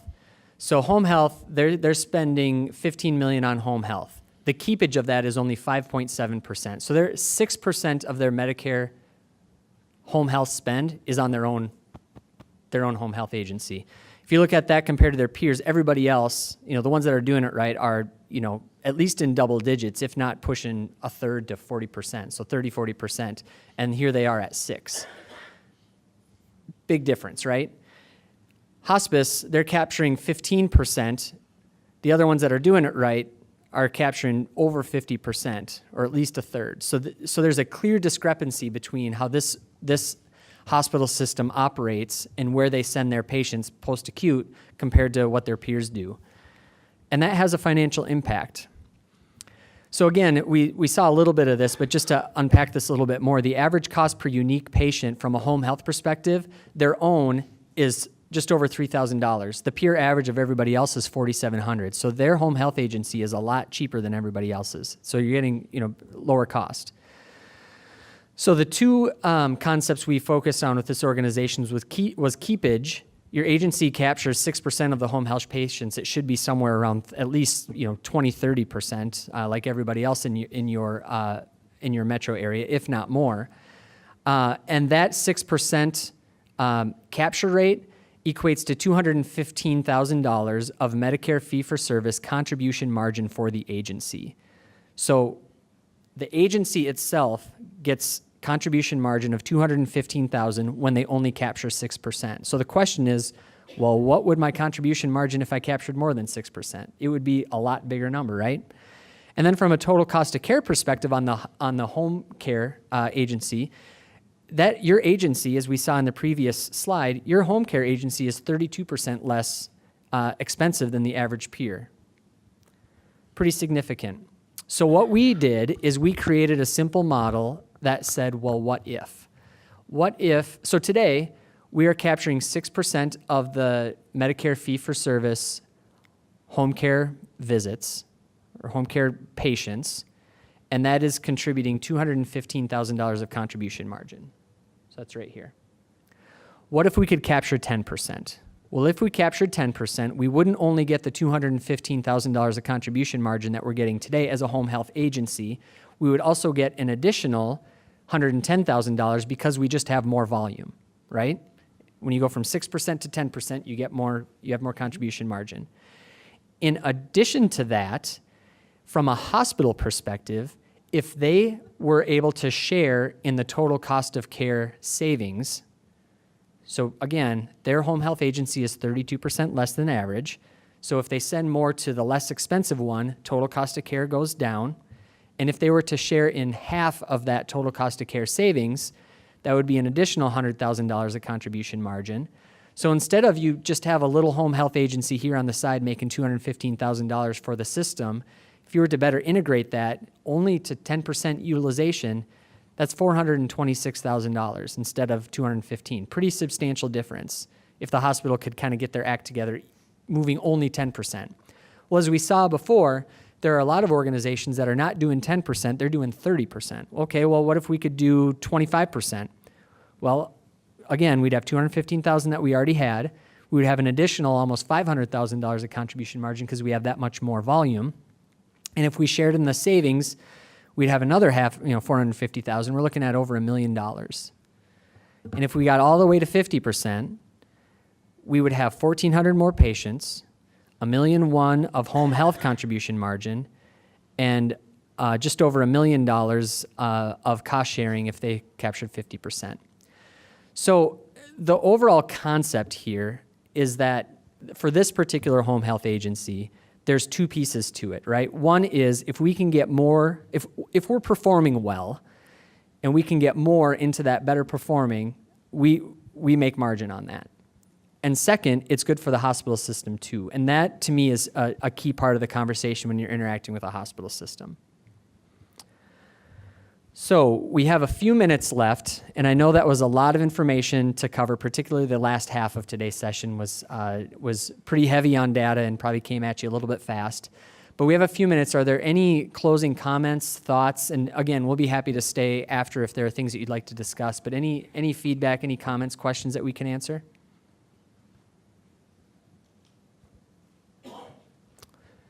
All right, well, there was good dialogue throughout. I want to give you guys a lot of kudos because you stuck with us for nearly 4 hours. So thanks so much for your interaction today and your participation. And we look forward to sharing some time with you for the rest of the conference today. So thanks a lot. We appreciate it.